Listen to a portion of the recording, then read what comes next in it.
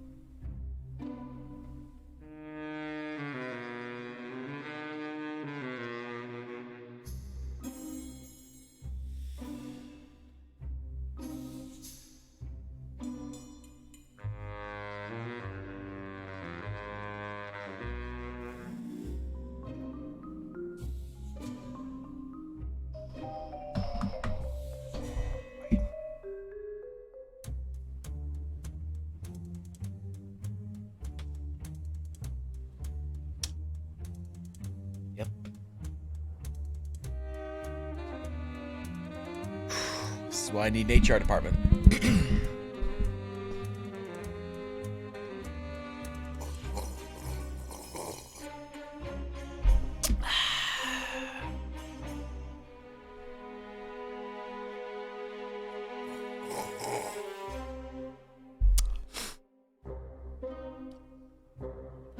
You know, every Mod Appreciation Month, I like to highlight the wonderful individuals that choose to mod for my stream. Which means it gives me no pleasure today to have to publicly reprimand one of my mods. Yep. That's right. We have a problem. Trouble brews in the Dragon's Claim. One of our very own.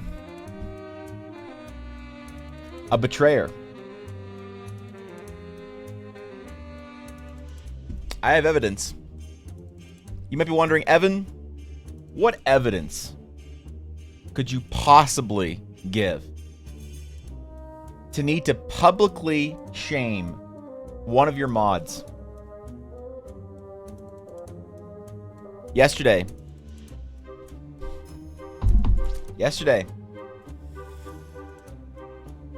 I came back when I finally got home. Streamlabs was still up. I saw something. Now, this is not for the faint of heart. This is not for anyone with a weak constitution this morning. If you feel like you might faint at the sight of something ghastly, I warned you.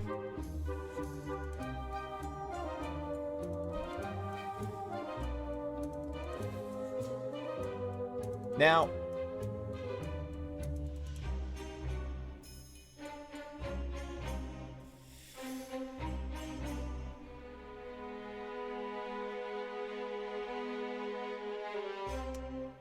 the question is, was I live? Was I live when one of the biggest single bit cheers of my career occurred in my stream? Was I even live?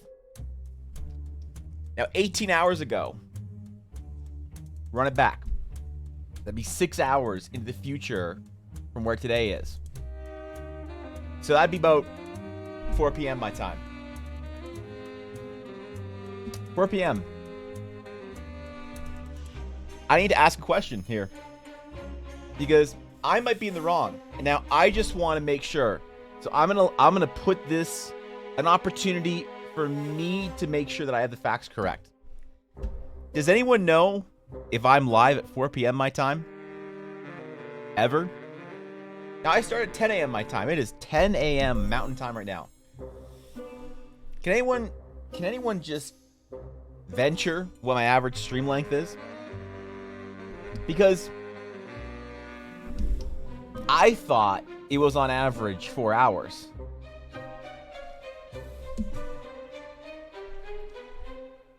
You can't just cheer a ridiculous amount of bits when I'm not even live. Blaze, for fuck's sakes. God damn it. This fucking scuffed ass intro. You'll live this time, Evan. Alright. Enough of this shit, man. It's time. We gotta start a stream. The stream, man. Alright, guild meeting over. Blaze, you are on probation. You officially, starting today, you are, probated. Never mind. You are... Thank you for the 5,000 bits, Blaze. I appreciate it. Thank you for the 5,000 bits. That's such a many bits. That's a lot of bits. What the fuck? Thank you, buddy. I appreciate it. That is very kind of you. That is very generous. I appreciate it. Welcome back, everybody. Welcome back to the stream. Welcome back to the VOD for a fantastic day. It is indeed Wednesday, and oh boy, am I excited for today's stream. I woke up, well, I went to sleep yesterday, and I said, you know what, today's going to be, or tomorrow, which is today, was going to be a Pog champion day. I woke up early, I went to the gym, I got it in, I went home, I ate a healthy breakfast, ground turkey and broccoli, you know where you're at, and then I did some cleaning.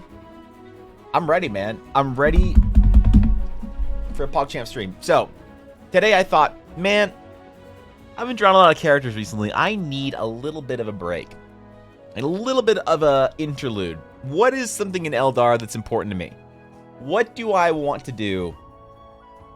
Astral Sage. Astral Sage, that's right. We're going to do some world building today. But, first, guild meeting's not quite over. Because we need to figure out what kind of punishment we're going to apply to Blaze. Bit cheers will be punished. Bit cheers who cheer twice will be punished extra. I don't make the rules, man. I just live them. So good to see you guys. What's up, Steel? Good to see you, Blaze, Viddy. What's going on, Thorkin? Oh shit, the mod squad's all here. What's up, Atari? Justice for Blaze? What about justice for Evan? What's up, Fulham? What's going on, Nix? Good to see you. What's up, Izuku? Kai, good to see you. Who else is here, man? I gotta scroll up. What's up, Butler? Didn't see that one coming, did you? Wait, we get punished for cheering bits. Can you relax? I didn't even say hi to McBluff yet. She's gone. She said, fuck this shit. I'm out. Evan Blair art, more like Evan Blair stall. Okay? So, god damn it. Thank you, Viddy. Thank you for the 1,000 bits. That's a lot of fucking bits. Thank you, McBluff, for the 28 months. Duper duper manny nuka cola monkey conk monk monk una monkuga chaka walla bal bling bang. What Steel said. Thank you, Steel, for the 200 bits. I appreciate it. Thank you, Gavin Bluff, for the sub. Thank you, Viddy, for the 1,000 bits. It's like 10 TTSs. What the fuck? That's so many TTSs. Paxton leaves? Yeah, I wouldn't blame her. I wouldn't blame her. Donate money to me to fund my sticker obsession. I have $200 worth of stickers in my cart right now. That's rough, dude. Didn't see that one coming, did you? Did I hear? What the fuck, Faye? I didn't say shit. What the fuck? Faye, goddamn. Holy shit. Faye, what the hell? Can you fucking relax? Don't fucking Keck W and validate her. Don't let her farm Keck W's in my chat.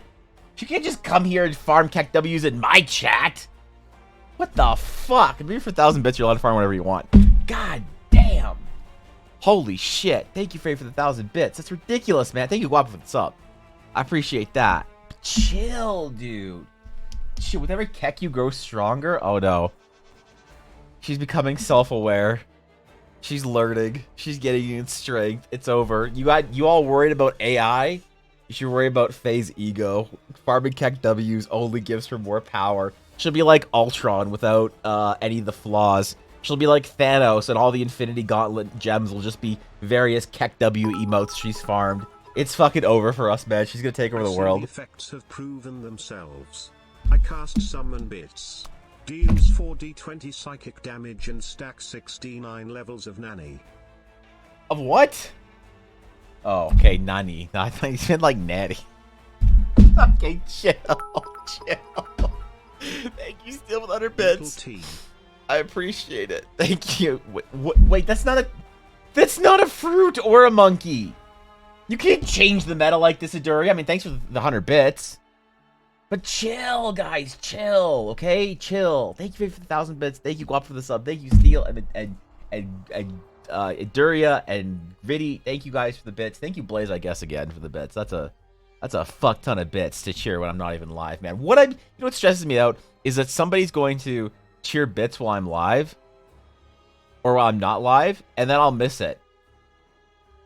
You know, like they'll cheer bits or whatever, and then somebody will give me like a shout out on their stream, and that like rolls that notification lower, and then someone follows me on offline, and then like two or three things happen, and I just miss it. I don't know. Somebody cheers bits, and I have no idea where they came from.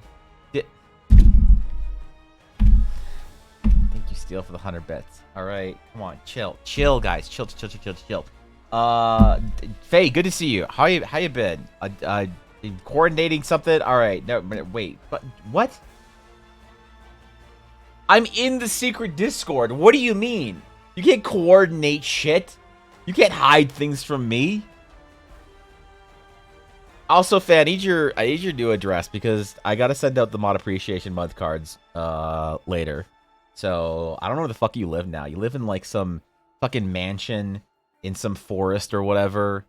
You know, like at the top of a graveyard or some spooky ass shit because you can take the girl into the Fae, but you can't take the spooky out of the stream. I don't know, man.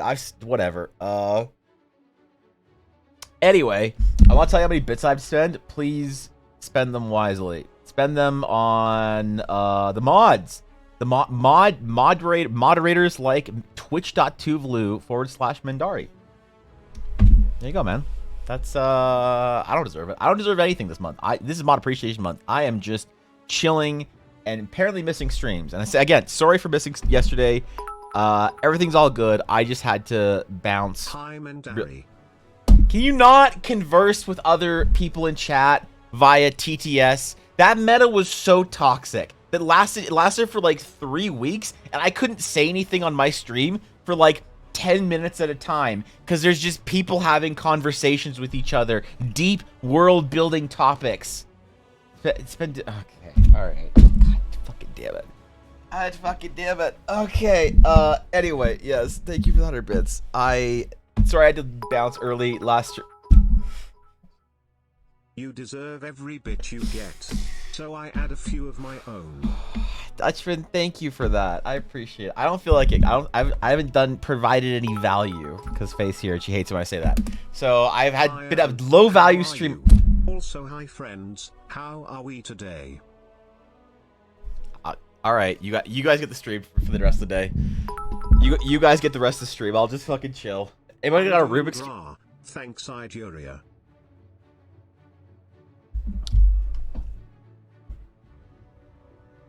Don't mind me. I'll just be here playing Pokemon Go. Let's see what we can catch. Let's just see what we can catch. Clearly, I'm not. Yeah, I'm not allowed to fucking.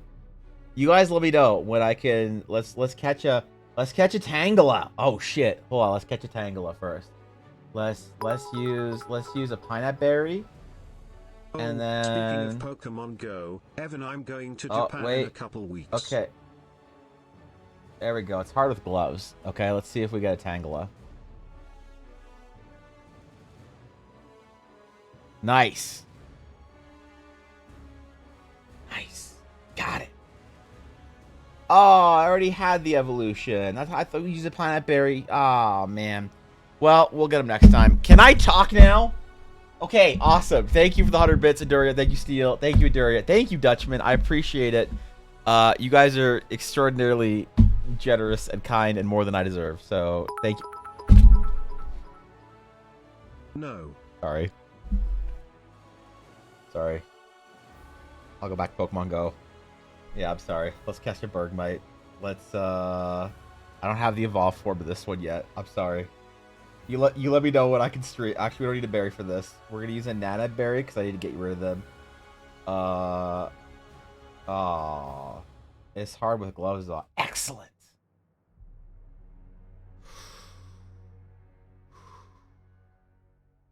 Yes. All right. Okay. Looks like I can stream again. Thank you, Steel, for the 100 bits. Thank you guys for the 100 bits.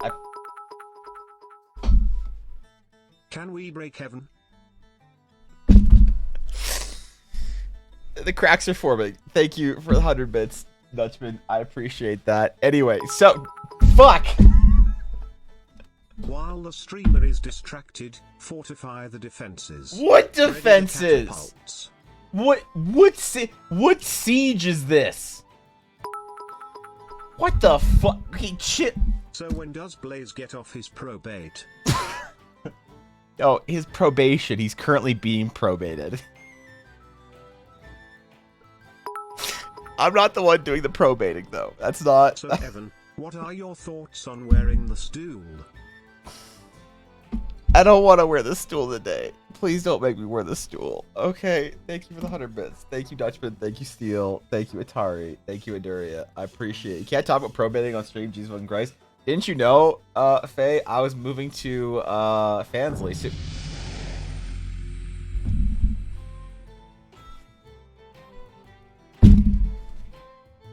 I haven't done anything.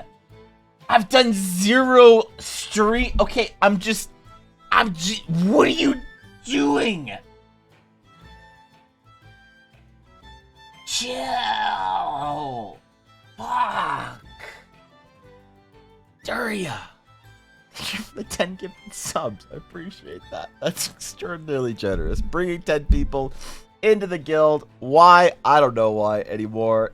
Because, let's face it, what does being in the guild get you? Clearly fucking nothing, because I don't even get to 3 words, monkey. What are the other 2 words? What are the other 2 words?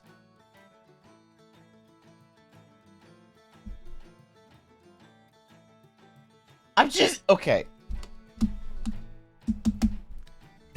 Thank you, Aduria, for the 10 gifted subs. Thank you for bringing 10 people into the Dragon's Claim. Now you all have Dragon's Claim sub. You are now a member of the Dragon's Claim. What does that get you? It gets you free access to the guild.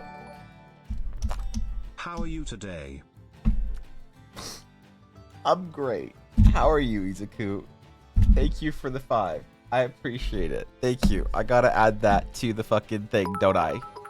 God damn it. Ivan Blcrum. Thank you, Izuku. Thank you, Meladari, for the 100 bits. I appreciate it. That's very generous of you guys. Seriously. All right, chill, guys. Chill. Chill. All right. Today we're supposed to actually do stuff. Ivan Blcrum. You just like the way Brian says Evanbul at this point. This is so toxic. Thank you for the 100 bits, Steel. All right. Thank you, Steel. Thank you, guys, for the bits. Thank you, Izuku, for the 5. I hope you're good today, Izuku. I saw what you posted. Looks good. Glad you're back at it. Now this is pod racing.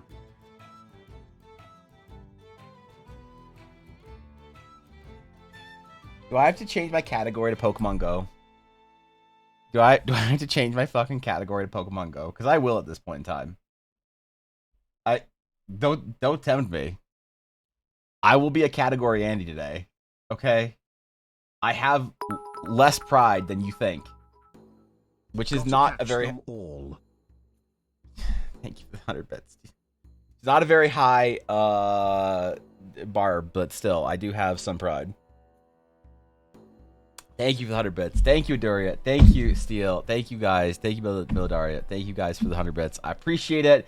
And when I'm playing a new character, if you want to make another one, and my character is all sexy like, tell me about your character, Faye.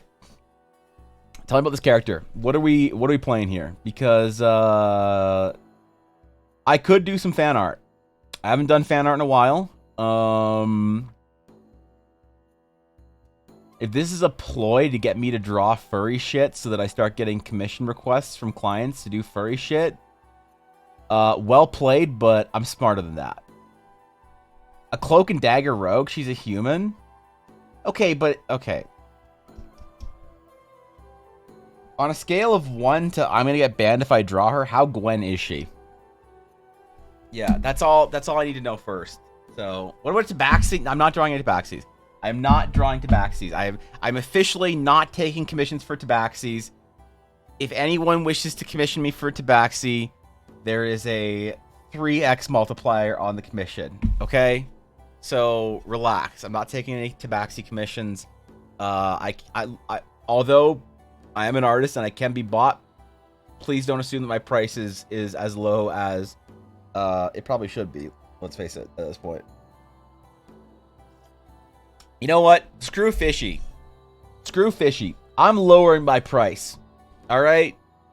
I'm lowering my rates. Just out of spite for her. I don't know why. I don't know what she did, but her mods are coming into my chat and harassing me. Alright? This is I see Fishy. I see her mods in chat. They're out here cheering 55,000 bits while I'm offline. Her mods are untamed, man. So this is kind of her fault this morning. This entire thing started because I had to publicly reprimand one of her mods. So, big hype trade. That's okay. Okay. Thank you guys for all the bits, the dodos, the subs. Thank you, Dory, for the 10. Thank you guys for everything. I don't know why. Now I feel like I have to actually have a legitimate stream today. Now I feel like I have to actually get stuff done. Give me a commission on an octopus lady. You can, but if I post it on DeviantArt and it gets more than 100 likes, I'm deleting it. So, yeah. You want to say Blaze? You don't know what I was about to say, man. You have no idea what I was about to say. Should I accept furry commissions? Should I accept one furry commission?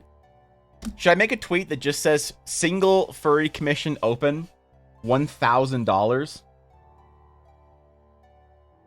Or some shit. Just singular furry commission, break the artist. There was that one time that person wanted me to do a furry commission for them simply because I've told a story on stream. I'll tell it again because probably somebody doesn't know. There's this one time I was asked to do a furry commission by somebody who said that they're like, hey, you don't do furry commissions, right? And I was like, no, I don't actually. They're like, oh, that's a shame. I really like your style. I'm like, oh, thank you. I really mean that. But, you know, it's just something I don't do right now. And they're like, oh, okay. So what's your price? I was like, excuse me? I said, yeah, I really want you to do it. And I was like, oh, I appreciate that, but like, I'm not doing furry commissions right now, so it's not about a price issue. They're like, no. I need to know your price. Every artist has a price. And I was like, I'm not the first artist they've talked to like this, have I? And they're like, what? Just name your price. And I was like, well, like, respectfully, I don't have a price because it's not something that I really want to grow based off of right now. So because of that, I value being able to post my work on social media when I finish it for people. So unfortunately, I won't be taking it. Like, no. I want you to do that. I want you to do this for me. So we got to work this out. And I was like, what? Just curious, why do you want me to do it so bad? Because like, I appreciate like my style, but I don't do anything like furry related. So like, why would you want me to do this especially? Like, I'm just curious as to what about my style evokes such strong, like, I appreciate your passion, but like, why is this so important to you? And they're like, because you don't do furry commissions.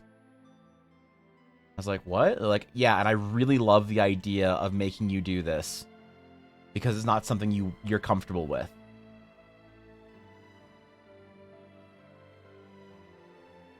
It's like, what the fuck? This is a weird kink thing, isn't it? And it turned out to be a weird kink thing because they wanted me to draw some heinous shit. All right? It was 3 characters doing something at the body shop a little bit unholy. So I gave him a price. And they said no, unfortunately, because what was your price? My price was $2,000. My price was $2,000, Faye. I said, all right, because at the time I was charging about $250 for a character, and I'm like, 3 characters, 3x mod, about $2,000. They're like, all right, we'll talk later. And then they sent me some messages, and I got kind of sketched out. I'll just say I got really sketched out really fast, and I can't talk about why on stream, or at least on my stream, because I don't have a age restriction. But just trust me when I say that it was worth not taking. Okay. Only if you don't stream for content. No, come on, man. A furry commission a day keeps the taxman away. A furry commission a day, unfortunately, alerts the taxman that you're loaded. Because if you could crank out a furry commission every single day, you'd be making like, you'd be clearing the 6-figure gap with fucking room to spare, dude. You'd be, how much would that be if I could do a $1,000 furry commission every single day? That's all I did. That's like 30 grand a month, man. Oh shit, what the fuck? Remind you of taxes? Yeah, I'm sorry. Twitch streamer tax season. We all get to bitch about it. Back subscription for 750. Damn. All right. Now we're getting close. Oh shit. Wait. Tabaxi commission 750. Oh shit. Whew. You talk about it on TDC? Yes, we can talk about it on TDC. Can I just sketch you out with my commission? What do you mean, dude? What do you mean sketch me? Okay, alright, relax. Chill. Yeah. Curse math. Yeah, we're not gonna talk about taxes. Mostly because Ella's doing all of our taxes this year, so I don't have to worry about it, which is nice. It's nice of her. And we're going to figure out what the fuck to do for taxes, because I did what every small business owner should do, and I didn't pay any last year. Or through the year. Because it's easier if you do it all in during tax season. So says my tax accountant. So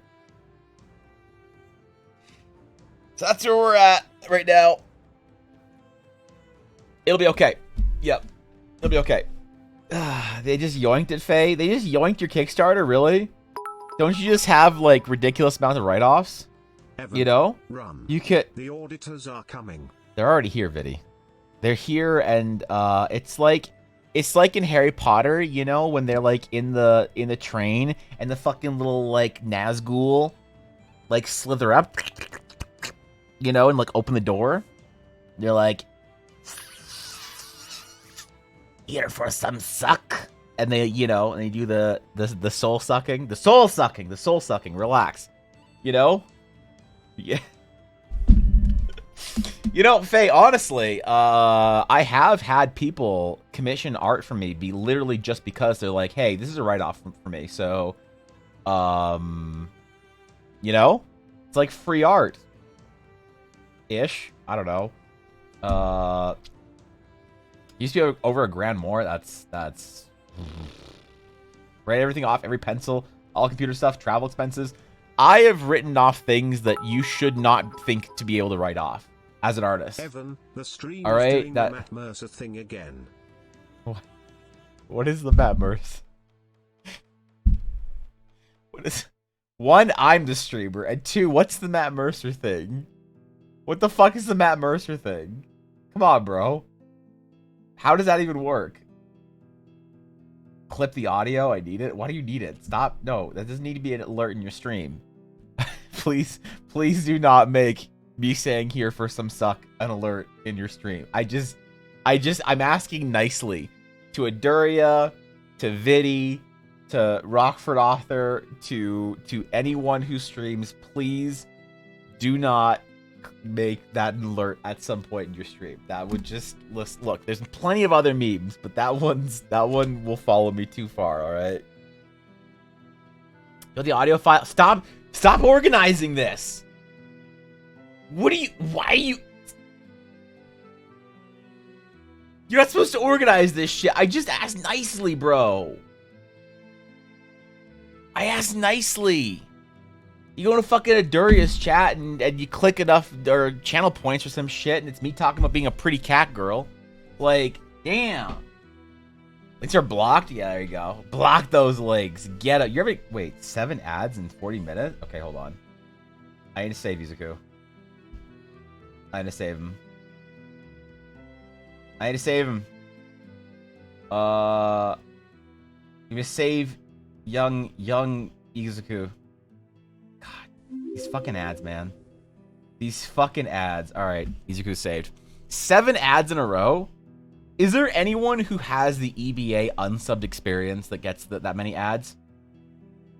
Like, is that really what you guys have to deal with?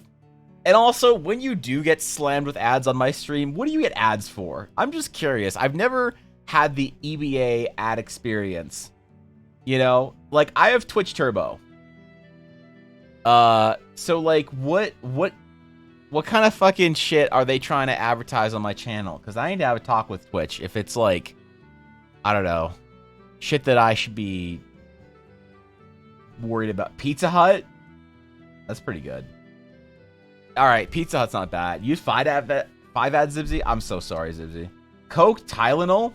You weren't paying attention? You weren't paying attention to the twitch.tuvalu/Evan Blair Art advertisements?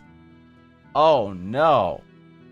That'd be awful if you didn't pay attention. It'd be awful if you had some sort of an ad block program that worked for Twitch. I wouldn't recommend that ever.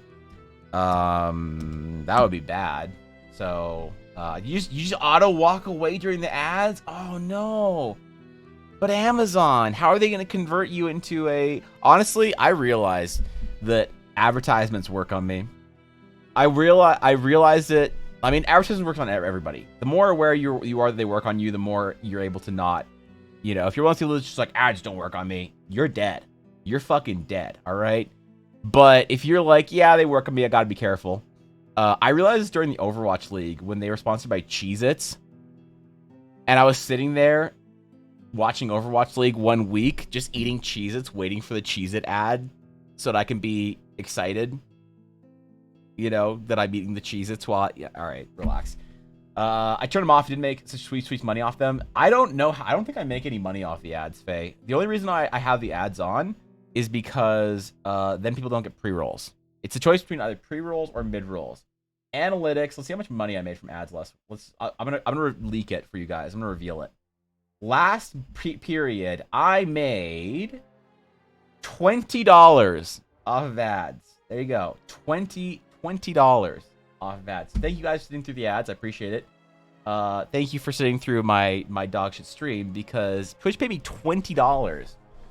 So that's like, honestly, I always have a gifted sub budget for people that are appalled by the ads, and it's exactly equal to what my... That seems low. Holy shit. Big streamer comes in here and shades nobody. Big fucking streamer comes and shades a nobody streamer. That seems low. Well, I'm sorry, Faye. We're not all a big fucking fat Twitch partner like you. We don't all have Jeff Bezos handshaking you, being like, here's your sack of money for ads. Okay? All right. Some of us out here, we're just sitting... Yo, what's up, Meeks? Yeah, what's up? Twitch partner? Faye, should we move to Kick? Yeah, should we become Kick streamers? What do you think? We could probably get Kick partnered. You know? Having in the middle of you talking about what you didn't claim for taxes is kind of funny. That is actually kind of funny.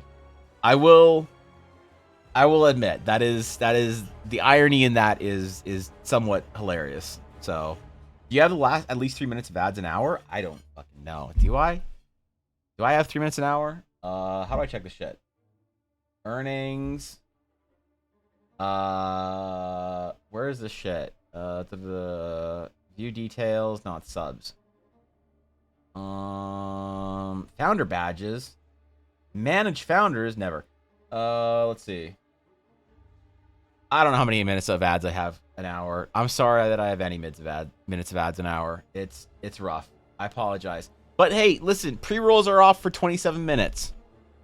Pre-rolls are off for 27 minutes, so anybody who pops in the stream brand new isn't gonna get a fucking pre-roll. So cheers to that, right?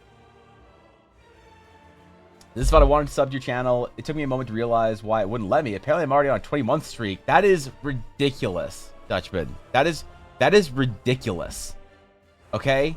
Thank you so much for forgetting to cancel your sub. That's all I can ask is your forgiveness, because that's a long time to forget to cancel your sub. So thank you. You have no idea how much it allows me to stream and be productive and build Eldar. And so hopefully I can make something that you're like, man, I'm happy I supported that thing. And which we're going to do some today. We're going to be building the Astral Stage a little bit today. So, that shit is sketchy as hell. Yeah, but I think we should at least stream on Kick once a week.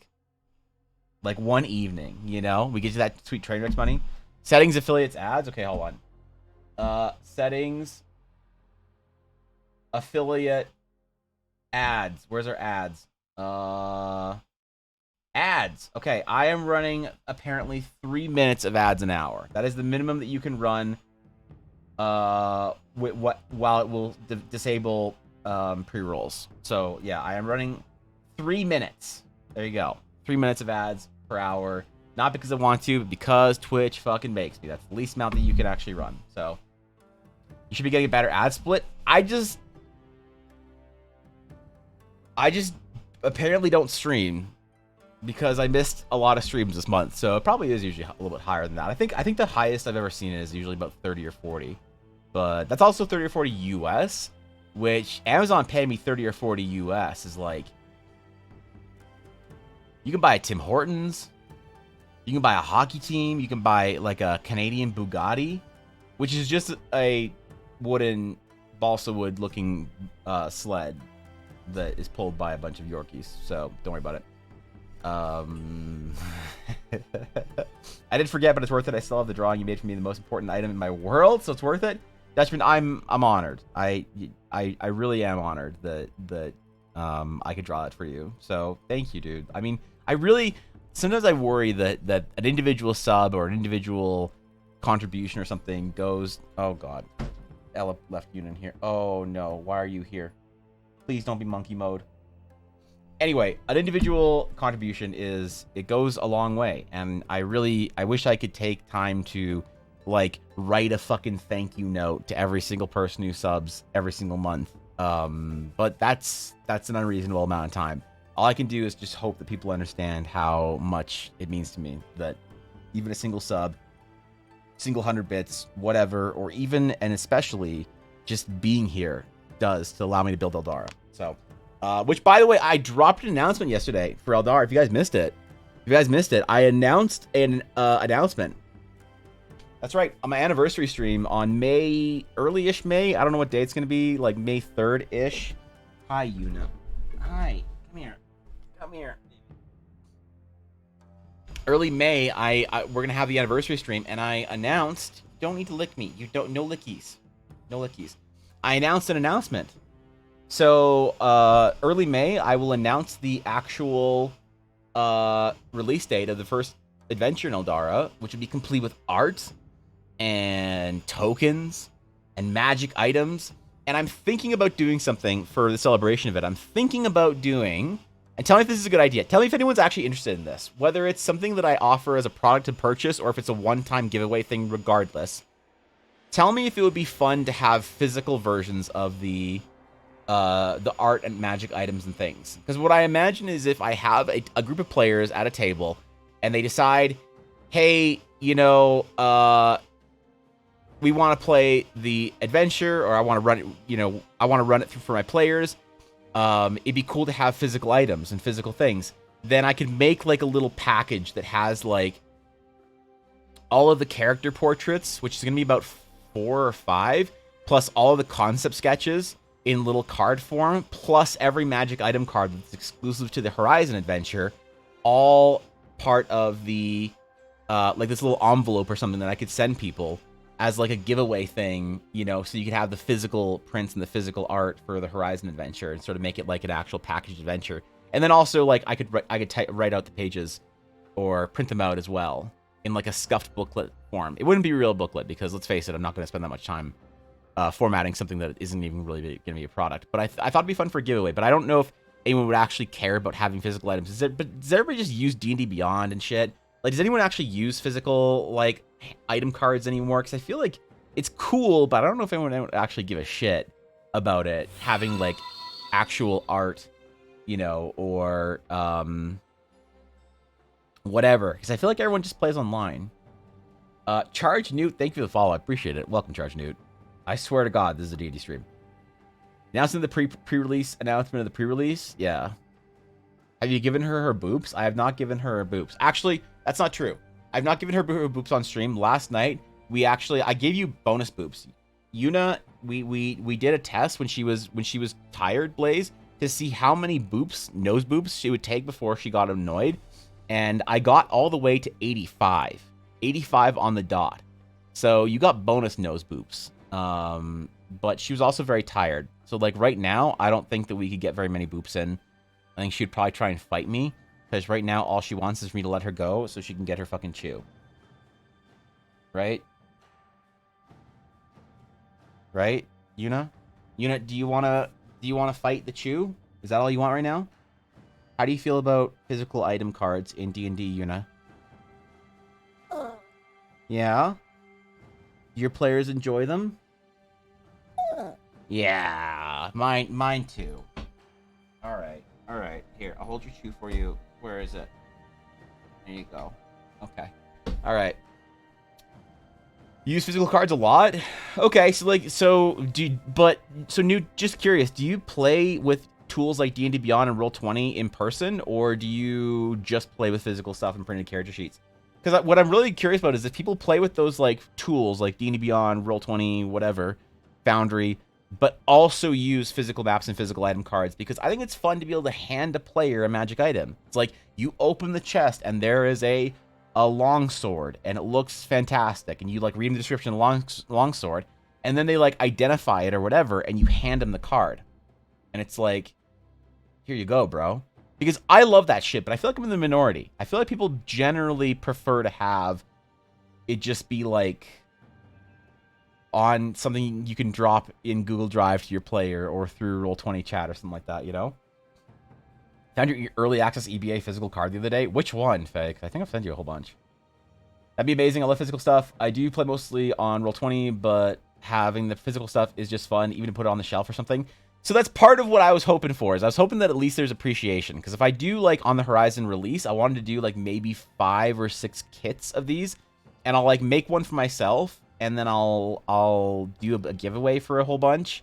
And I don't think I'll, like, make it as a product to sell, like, on my print store or whatever. I guess I could, if anyone really wanted one. But I'd rather do it as, like, a celebratory, like, oh, shit, giveaway for people that are... Like, what I do is I do it as a giveaway, but I'd make whoever enters the giveaway promise that they'll actually run the adventure for their friends or something like that. I don't know. Maybe I won't, because let's face it. How can you... I mean, I'll just ask. I'll just say, hey, I hope you run this adventure for your friends. I hope it's worth running. Well worth the bits. Yeah. You got 85 out of them, so it was bonus. I think it's cool. I think the players like to look at them. We don't play in person very often, though. Maybe once a year. Okay. That's fair. Yeah, I mean, I used to mail things to my players. Like, I used to mail them, like, whenever they got a magic item, I'd, like, mail them an item card, or, like, mail them, like... I always love, for very important quests, I really love mailing my players, like, envelopes or whatever. So I'm like, okay, you get to the, like, rocky ravine, and you go down, and there's, like, these archways that have skulls, you know, sort of tied to them with some kind of a barbed wire, and you get down, you see the entrance to the tomb, and then everyone please open the envelope labeled 7 or whatever, and then they all open their envelopes or whatever, like, oh shit, and they have, like, the physical art, and, like, that's what you see in front of you. That is, as an artist, and an artist that plays D&D, that is one of the most satisfying, fun things I can do, is when I send players, like, adventure stuff. I haven't done it in a long time, because, let's face it, none of my players give a shit. The only person who cares is Dasho. But I do want to return to that, because I think it's fun, you know, and I'd love to be able to do that for people who are playing the Horizon Adventure, so they have the same sort of experience, where they can show their players, like, the art. They can, like, say, hey, you go into the chamber, and you see on the pedestal the artifact that you've been hunting is right there, and boom, here's the sketch, you know? Or, like, the big reveal of the first NPC that you meet in Horizon is, her name is Luna Airlace, typically, depending on what you do, that'll be the first, like, NPC you meet. She's the one that gives you your quests for Horizon. She's, like, kind of your go-to. Okay, Yuna's chewing over there now. All right, thank you, Yuna, for having Yuna butt. Not quite as satisfying as Corgi butt, but I hope you guys can still appreciate Yuna having your hair way too long. That's prime stream material right there. Thank you for framing yourself perfectly, Yuna. Physical items are neat. I could put them into a booklet. I slightly wish I could have the cards as digital, so I can put them in my handouts for my game for the players to see. They will be available. So, I do think that in order to make my adventures, like, I don't know. There was an idea for me to kickstart the adventures, and I don't know if I want to do that. There's an idea to just make the adventures a product people could get for, like, $5 or something like that. I like the idea the most of making the adventures just a perk of being, like, a sub on Twitch or Patreon or wherever. I don't know how I'm going to do it yet, but I want people to be able to play in Eldara. And so part of that is going to come with when you play through the Eldaran adventure, there's ideally going to be art for all this shit and item cards and all this stuff. So still, you'll have, like, if you're actually playing through this adventure with your players, you'll have digital versions of it.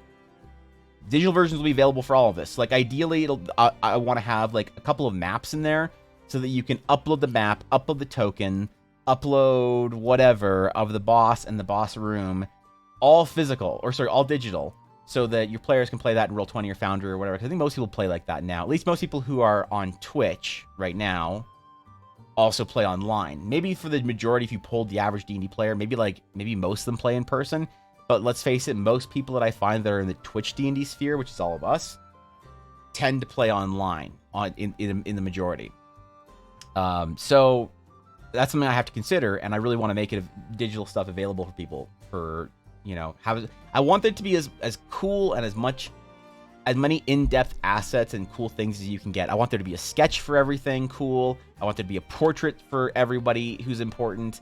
I want there to be stuff like for you to be able to show your players art or decide that you don't like the art and say like, hey, I'm going to reinvent like there's an airship you guys are going to get on, and Evan had art for the airship, but I don't like Evan's art for the airship for any reason. Doesn't matter why. You don't have to like use anything from the adventure. So I'm going to describe a different airship. But if you wanted to use the canonical version of it, then you can show your players and be like, here you go. Sometimes I have a tablet on Beyond, still use physical cards. That's fair. She's a sweet baby. Faye, Yuna is actually growing still. She's 1 on the 27th. She's 1 year old on the 27th. And she is almost 7 pounds. She's 6 pounds, 14 ounces. So she's just about fully grown. She's almost 7 pounds, dude. Yeah. Physical items gives your players. Well, I do want to maybe try and send one of them to all the mods. So if the mods who actually play D&D and want them.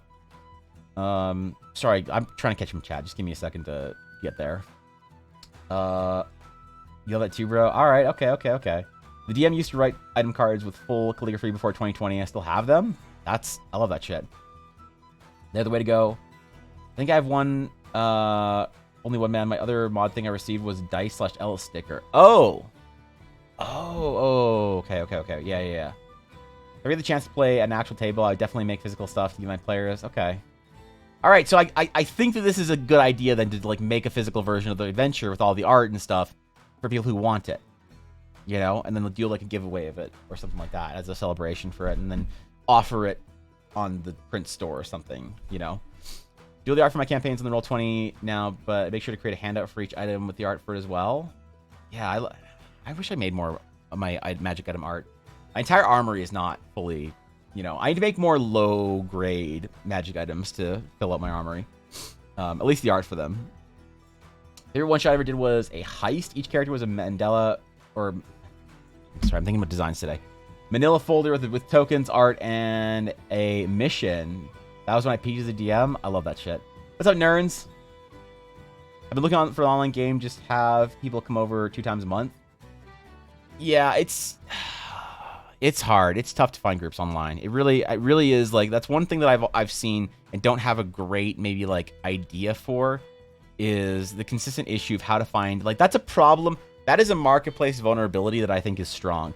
I think that somebody who creates some sort of a good tool to find groups online would be doing a big service, because it seems like people just aren't really sure where to go to find D&D groups. Maybe that's something I should do in my Discord, is open up the looking for group channel again. The problem is, last time I opened up the looking for group channel, there wasn't super busy. I didn't think that it was like worth keeping, because it was like maybe one group, maybe one person was forming a group every like, I don't know, 4 months. So it just seemed like weird to have a channel that was only used once every 4 months. You do need something to help start the printing process for all the physical handbooks, items, and such. That's a lot for you to take on your own pocket, but that's also the only physical, because physical is expensive. Online, though, would be a neat deal for that, since you won't have to worry about shipping, printing, etc. Well, I don't know if I want to charge for the adventures, Steel, because the way I see the adventures is like, when you're like a sub here or whatever, it depends on the scope. If I charged for the adventures, or I did like even $5 or something like that, or I did like a Kickstarter for the adventures, I could do more. That's just the reality of it. But I feel like I want to try and keep it free as much as possible, right? Which is why I kind of want the digital version to be free completely if I can, and then have a physical version for people who want to support the project, basically, and want that, because there's a lot of ways to support the project and support what I do if people actually care about it. And I think personally I get more support than I deserve as it is. So it feels weird to like try and create something as like a product and have like, oh, you can buy the new adventure for $10 and get it all the digital whatevers.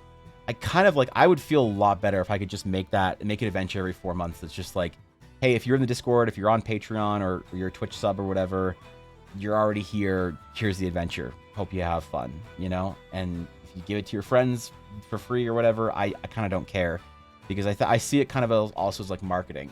Because the one thing I care about more than anything else is people caring about Eldara.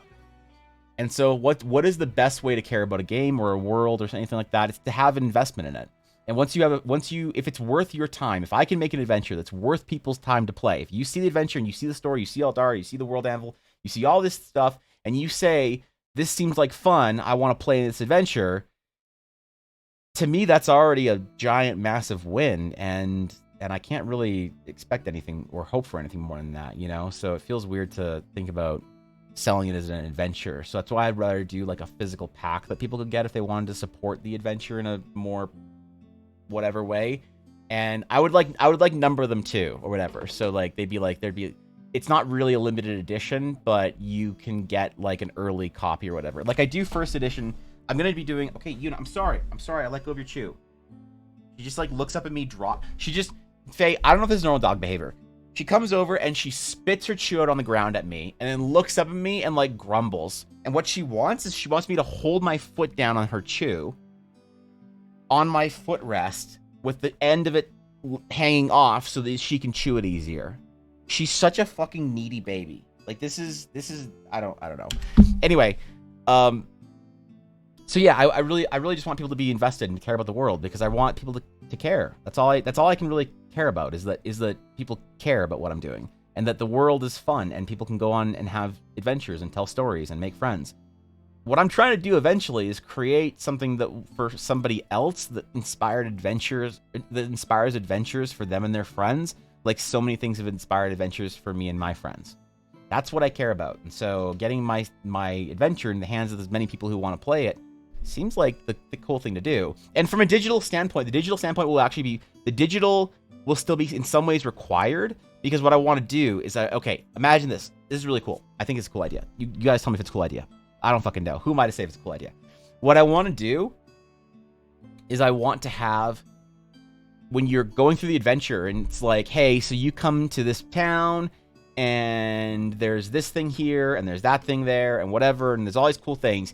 I want to have links in like the PDF version of the adventure that you can click on something that has like a name, like a town or a tavern or a person or a concept, and it'll take it to the World Anvil article. So you as a GM always have this in giant appendices of information in the World Anvil, like a giant wiki, where if your player is just like, hey man, like you said, in the magic shop, there's an Astral Sage relic. What the fuck is an Astral Sage? You can go to the article and read up on it and explain what it is, because it's a cool concept. Or you can make up your own version of what the Astral Sage is, because let's face it, at the end of the day, people will take, and I kind of want people to do this, to take what they want from Eldara and to put what they want in it into Eldara.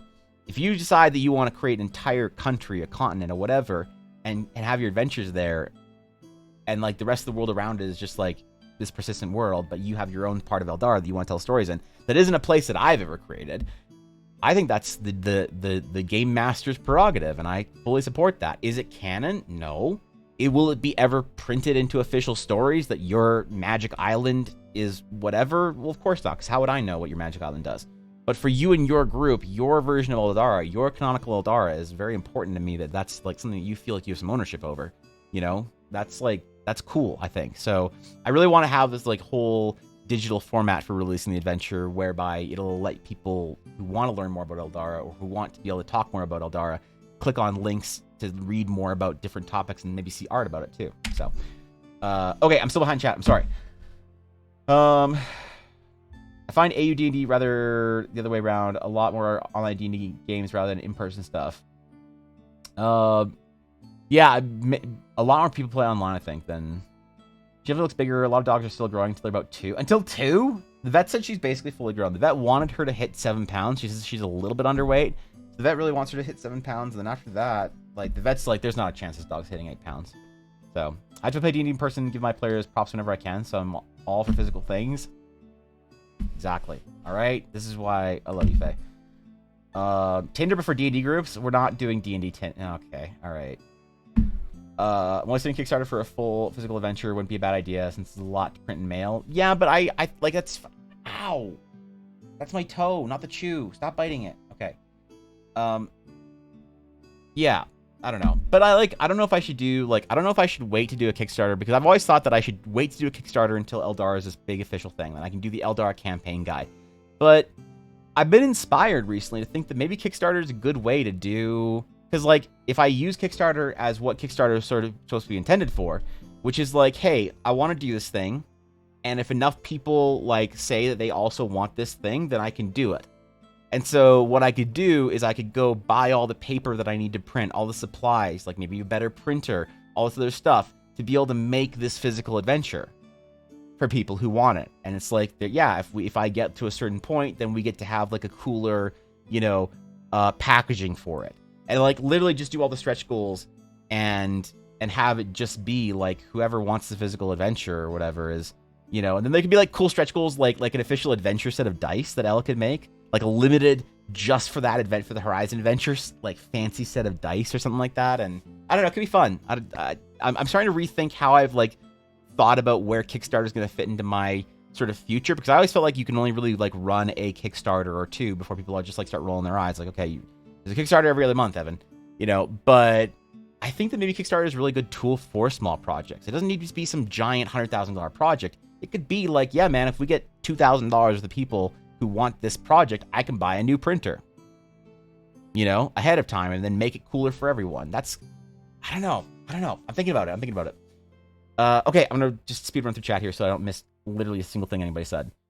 Join a place where people can become professional DMs. Players can join the campaign for free. That'd be sick. Can always make it a pay what you want. That's true. I don't know. I just feel like that's hard. Yeah, I think that's a good idea though, Faye. I don't know why. There's something about it I don't like. I don't know what I don't like. I don't know what objection I have to it, because I know it's a good idea. You'll take advantage and pay $1 for a full campaign, but I kind of don't care in that sense. If people just pay $1 for the full campaign, because I feel if in a lot of ways, independent projects, like I said, I get more support than I should. For what I deliver for people, I get more support. Just look at the fucking bit totals for the month. So it's there will always be people who want to support the project and want to have a big role in its success.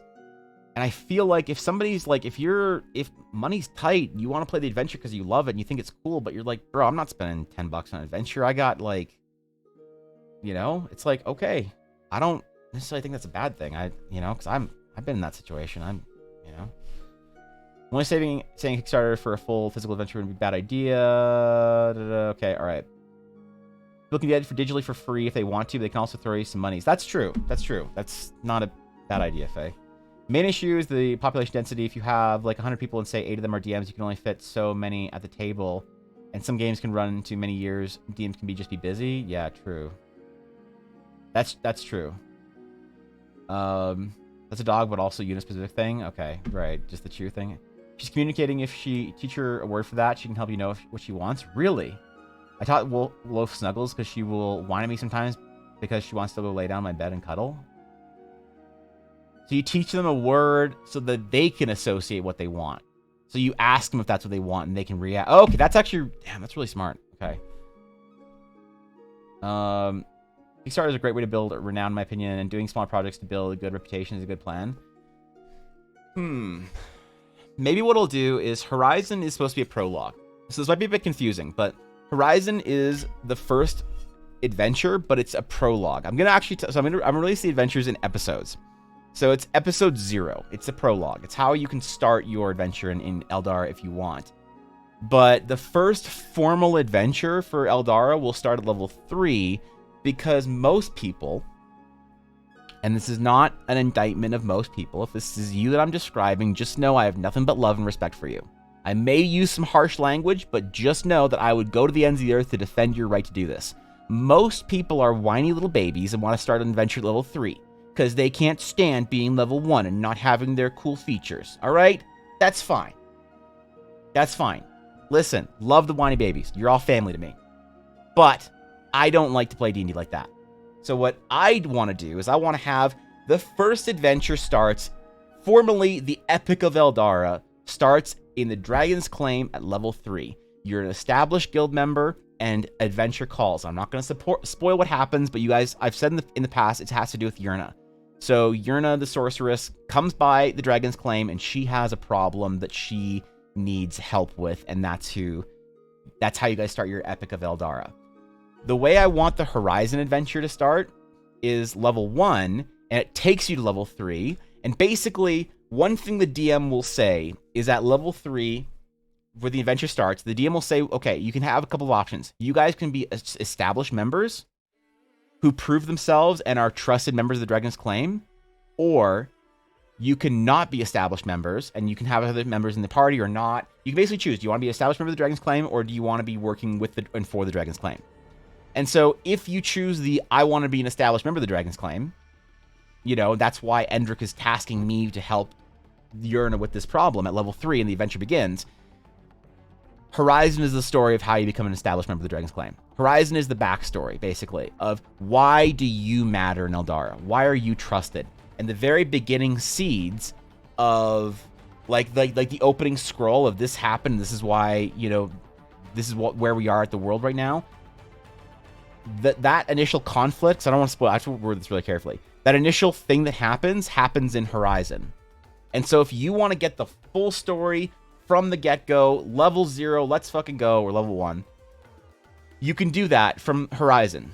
And you can play in this prologue. That's why I'm not considering this the first official adventure, because I want to give people a starting point where you can start at level 1 or you can start at level 3. And depending on what sort of story you want, if you want to skip the first 3 levels, you're going to miss some story, but it's not going to be story that is like, it's going to be your story. It's not going to be the world's story. Okay, I'm sorry. I was holding it wrong. So I want it to be available and accessible. I want people to be able to play it from that level 1 standpoint. You're a very fresh, new, beginning adventurer. You have no experience. You're a level 1, you know, nobody. Let's get you let's carve you a place in the world. But if you're so that's who Horizon is for. But if you don't care about that and you just want to be a level 3 badass, you can come into the game and be a level 3 badass and still have a starting point in the adventure. I just don't want, you know, like I said, most people love them to death, are whiny babies, and they can't stand the idea of adventuring from level 1. So I need to have it for both. I need to have a starting point for both the level 1s and level 3s. And that's why I'm doing Horizon as a prologue adventure. So once I do maybe like the first official adventure, the first big adventure for Eldara, the level 3 adventure, it's going to be much bigger than Horizon, and that's something I could see kickstarting. But I also worry about kickstarting a project, because I don't know or think that I'm a big enough creator, nor do I have enough of a reputation in the D&D scene to maybe roll a Kickstarter. You know? Like, I don't collaborate with a lot of people. I don't do a lot of things outside of my stream. I kind of stay in my lane and do my shit, and people stop by and they're great, and some people are great friends of mine, and some people, you know, like Phoenix Sawaki and Careful Cantrip. There's lots of people in the D&D scene that like run a game or whatever, or are either creators like Faye, or, you know, like individual creators, and you kind of need that support. You need people like to rally around you when you're doing Kickstarter, for people to say like, hey, here's the project. Like when Faye ran her Kickstarter, I was like, guys, check this shit out. This is important to me. This is Faye's project. This is her first Kickstarter. We should go support this because, you know, she's dear to me. And like if Careful Cantrip or Blackwater, any of my, like, the people that I'm friendly with did something, it's important to me to support them and to make sure they're like signal boosted. But I don't know, based on my following, I look at it and I'm like, man, can a creator my size really fund a Kickstarter that's like a $2,000 Kickstarter? I don't know. And so I do worry about that. And I feel like maybe Horizon gets some momentum and people like the adventure and choose either, yeah, hey, Horizon was great, I want to see Evan do more adventures in Eldara is cool, or not. And if it's not, and everybody hates Horizon as an adventure, then I need to re-release Horizon, and I will re-release Horizon. I'll release Horizon, this initial adventure, and depending on feedback, if it's opinionated feedback, I won't change it. If it is problematic feedback, I will change it. Like, Evan, this is great, but your stats on these monsters suck. You need to change it. Then I'll like make updates and I'll let you guys know, and I'll say, hey, Horizon version 1.5 is out with updated whatevers. And so that's why it's kind of a learning experience for me then as well. So the first official one is like... Hakuna Matata, it means no worries for the rest of your eyes. It's a problem-free philosophy, Hakuna Matata. I don't know why I stopped. You're right. I should go back to playing Pokemon Go. I'm sorry. Thank you, Steel, for the 100 bits. I appreciate it. Thank you, dude. Okay, sorry. Let me once again catch up. Played a game where we were level 1 to 5 commoners before we grinded out or gained our first level of our class. That's sick. I love that. Thank you, Anonymous, for the gifted sub to Swaggering Hobbit. Whoever that was. Thank you for that. I appreciate that. Even though you're a coward and you should give subs with your name so I could thank you properly. But thank you. Jacob, you did miss the intro. We're still in the intro. What are you talking about? I've seen the donos and hype trains you get in your stream. You could fund a Kickstarter.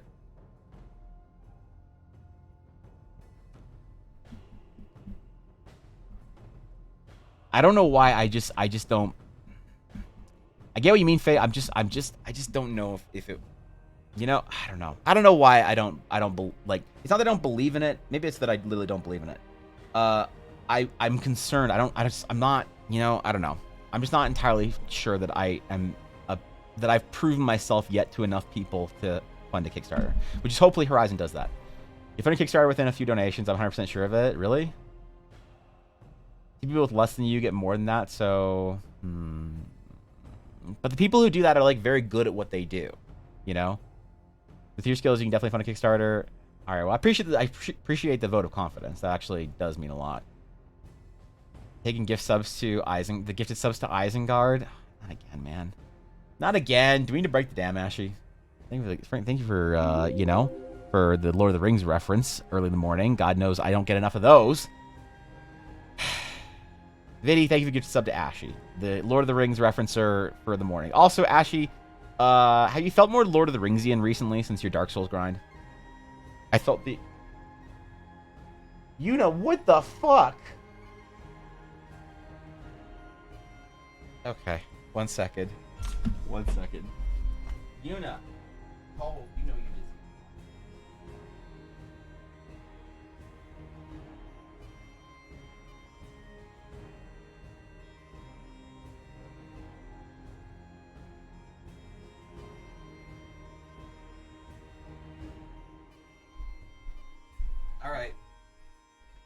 Alright, hold on. Just give... God, you know. 1 sec. 1 sec. Give me 1 second. I'm curious about what you guys think about how the format for this, for Kickstarter. So just give me 1 second.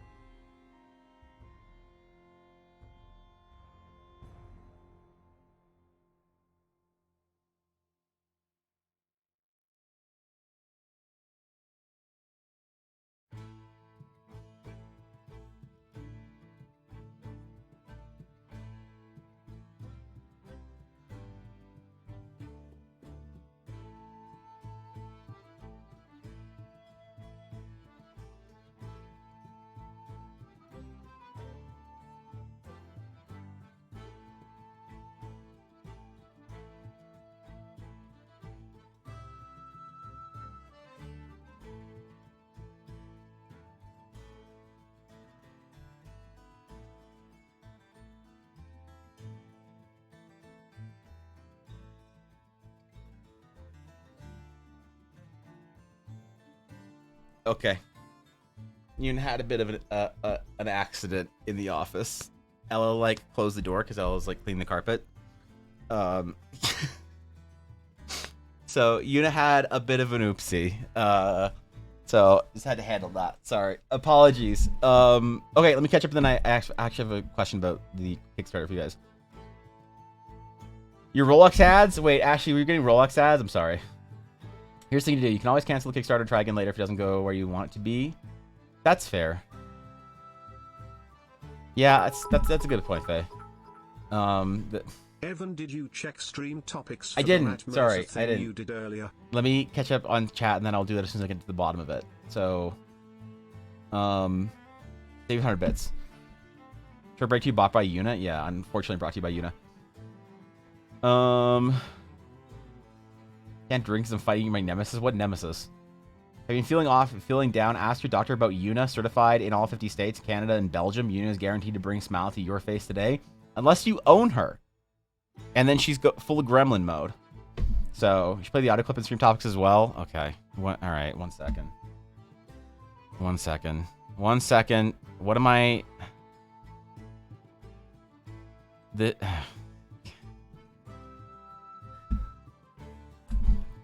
Okay, this is it. This is the this is the map burster thing I did. Okay. I did not go full map burster gremlin mode. All right, I did not goblin that hard. You can't tell me I did. All right. This is... What is this audio clip? Can I play this on stream? Okay, whatever. I'm gonna risk the ban. And the fucking little, like, Nazgul, like, slither up, you know, and, like, open the door. And you're like, here for some suck? Come on, dude. Come on. What the fuck is this one? Here for some suck? Alright. Alright. Okay. Okay. Okay. Alright. Fine. You win. Fine. Wait. You win.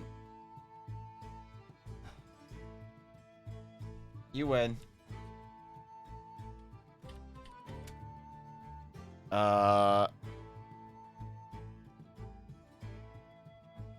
Here. I will give the people what they want.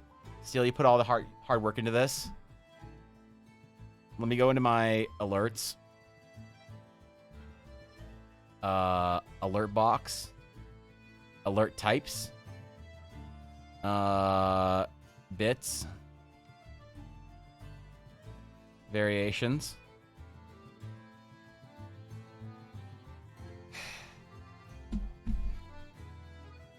What is the precise amount of bits? The precise, not at least, the precise amount. They'll play that alert. You have permission to use them, Vidya, it's fine. 69? No, it has to be not something that it's super, it can't be super, like, super easy, or else it's just gonna be 420. That's what you guys want to reserve for 420. Alright. Alright. Select audio file. Uploads. It's loading. 690? 690 or 420? Which one do you guys want? I think 690 is better. Okay. Why isn't it... What the fuck? Please?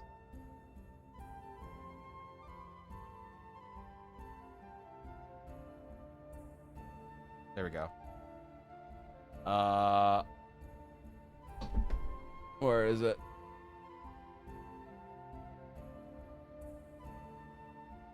Yeah, where is it?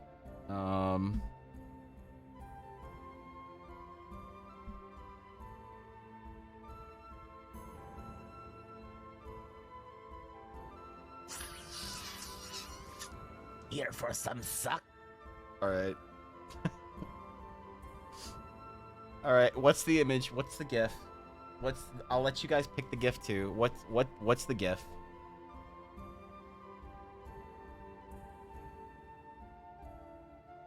Yep.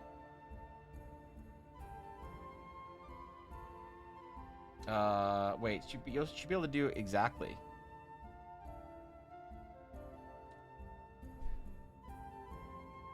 I think that's... And is here for some suck. Yeah, where's the what's the GIF? Which one do you guys want? Y'all have to choose one. The one grandma character in Arcane? That's pretty good. What's her name?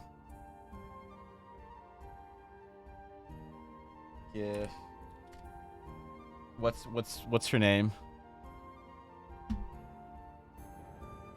What do I search, Thurkin? You don't remember? Arcane Grandma. I'm literally searching that on.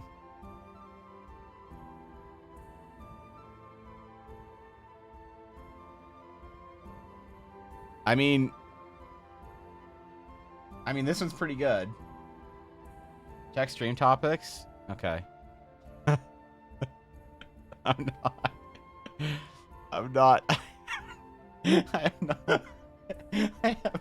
am not. I am not abusing that as the gift for that fucking. That's way too little. That's way too low. For are you fucking kidding me? You want that popping up on my stream like once a day? Seriously? What else? What else? Okay, that's too obvious. I can't. That. Okay, that. You guys want the banana vacuum or Matt Mercer?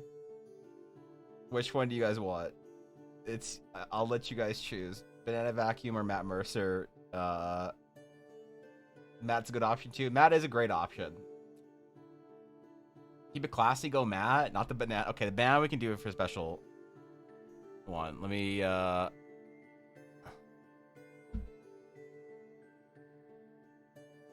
only download it.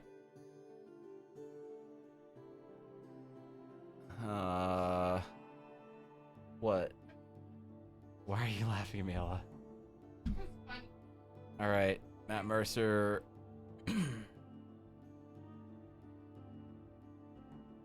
Upload.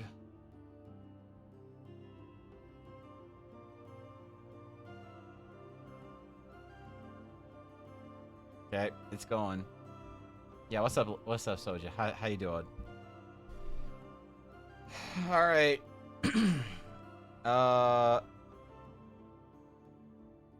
Variation. When at least. How do I set the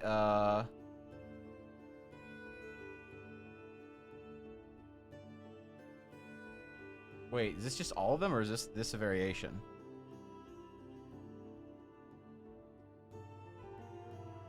Did I just screw up my entire bits? There should be an exact option? Yeah, where the fuck is it? Add a variation with these default settings. Oh, fuck. Okay, hold on. Okay, there we go. Mercer.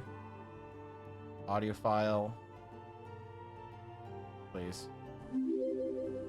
Please. Asalid to lurk high.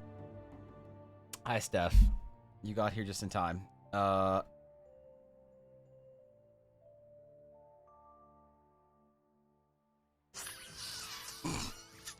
Here for some suck. Okay. Randomly, when bits used is exactly 690. There you go.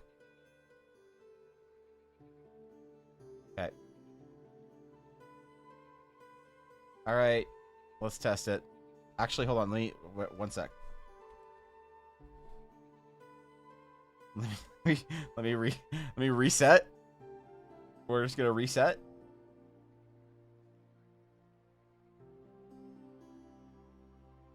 Because we changed the basic. What's my bits sound? Shit. That's not. There we go. All right. So this is what you want. Here for some suck. This is a test bit alert. Okay, there you go. It's live.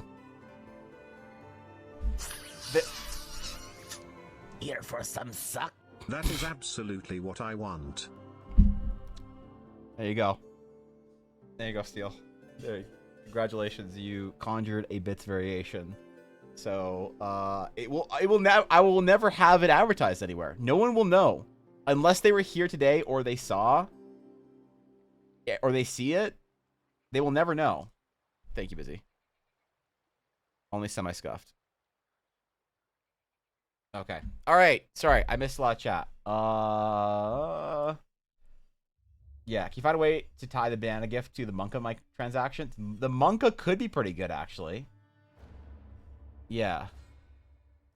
I could do an extended version. I could do the full extended version. Maybe I'll add that in there. Poor Matt Mercer. What? Wait, what? Matt knew what he was getting into when he joined into the D&D community. All right. Thank God it didn't. Nyan. Who is your favorite Niji Liver, Hollow Idol, and Shoujo Gremlin?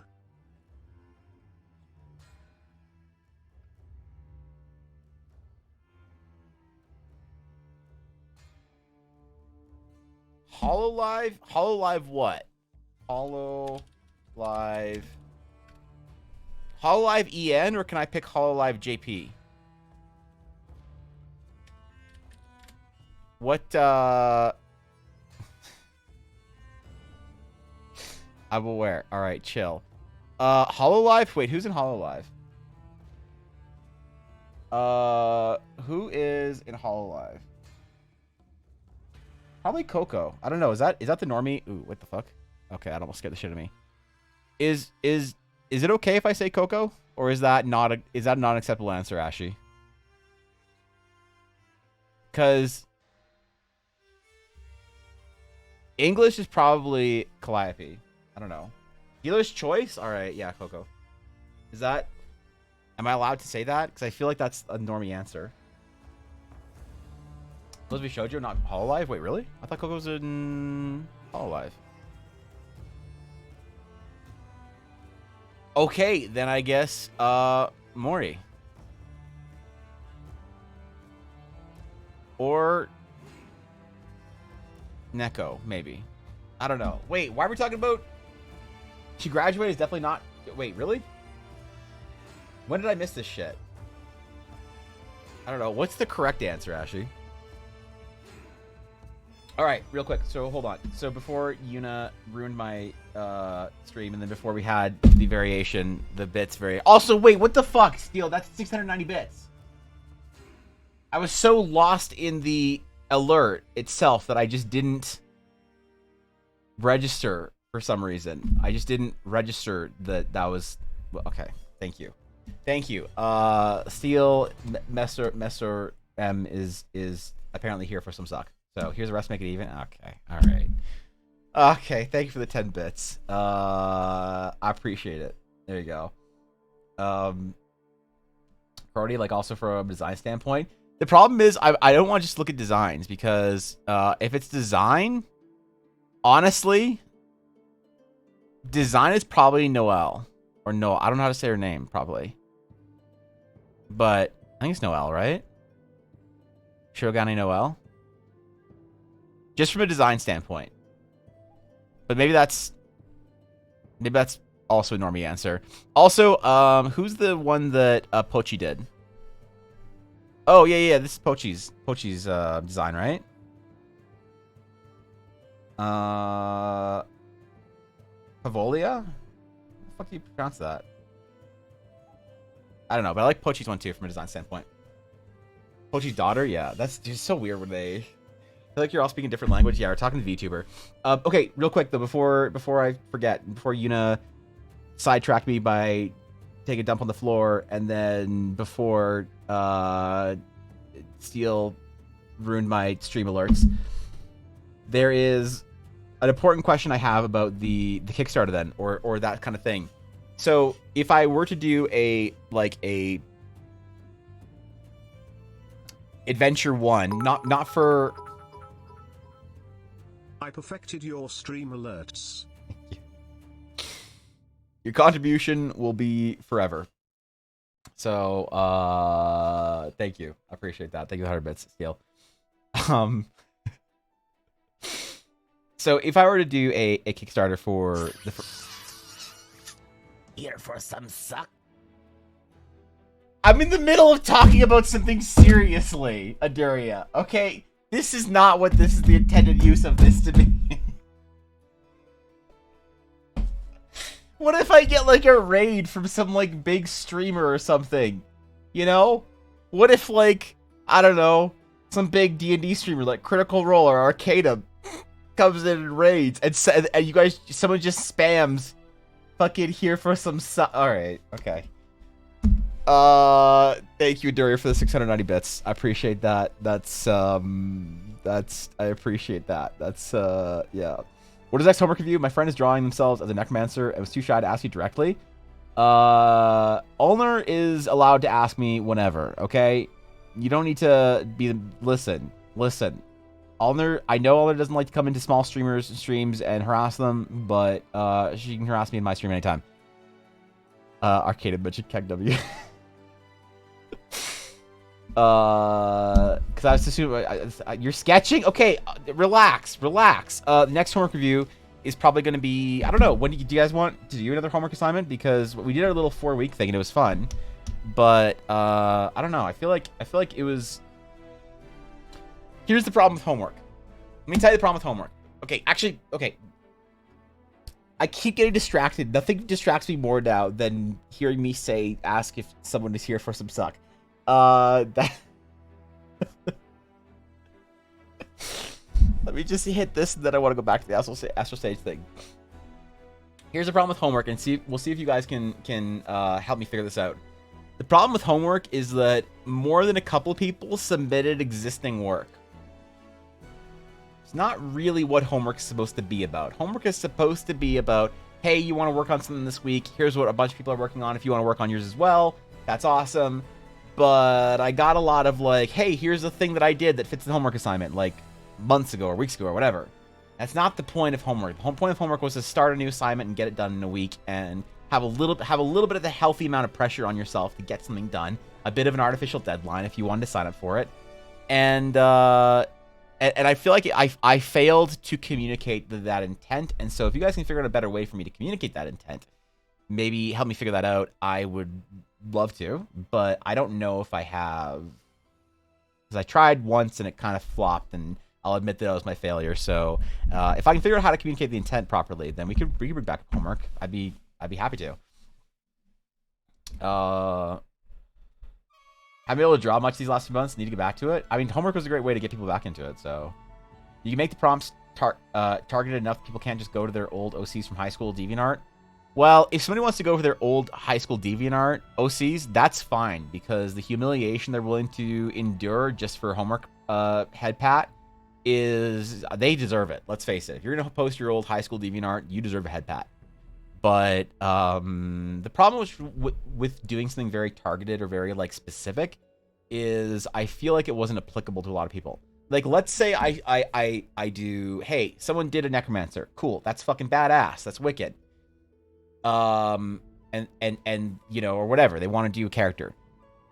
I worry that saying like, oh, you have to do, you know, this homework assignment for this week is to draw your character, and I could say like in this style or as a portrait or whatever. So like it could get very specific, but then I feel like that excludes some people, and I don't want to exclude anyone, because if it's like, oh, I don't draw portraits, I draw ass portraits. That's right, I draw all my characters ass portrait. That's the most important feature whenever I describe my character is only in the form of their ass. So, you know, can I submit that? It's like, well, not really what we're going for. Thanks, you know, followed you on Instagram, but not what we're going for. So, I don't know. Would more targeted or more specific homework be good? Because I could say, what I was thinking about is saying like, hey, do a character portrait of your character in a sketch style as if it is in world. Kind of like what I do. And that could be kind of fun. But then that excludes people if they want to draw characters in the form of, you know, if they want to color, if they want to do whatever. I don't know. I don't know how you guys would feel about being more specific or trying to like make it more specific. Or I could just be really, really clear that the intent is that you start and finish your project in 1 week. And if you don't start and finish project in 1 week, if I've seen this project before in any way or capacity, I don't know. You get one. You're forced to listen to that sound clip of me for 1 hour on repeat. So, yeah. Drop your DeviantArt AO3 fanfic OC and stream topics.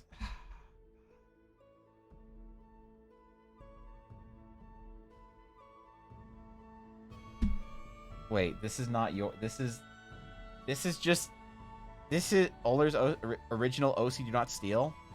I dig it. I was expecting Necromancer Ulner. I'll admit, I'm pleasantly surprised. Not that I would have been disappointed with Necromancer Ulner, but this damn bro. Where's your? Oh wait, that was your OC. Okay, all right, you're fucking hilarious. There you go. So yeah, I don't know. We could try it.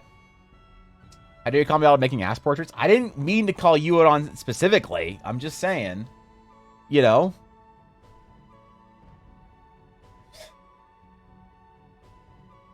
I have to say, I do like the stream. 1.5 hours and no drawing yet.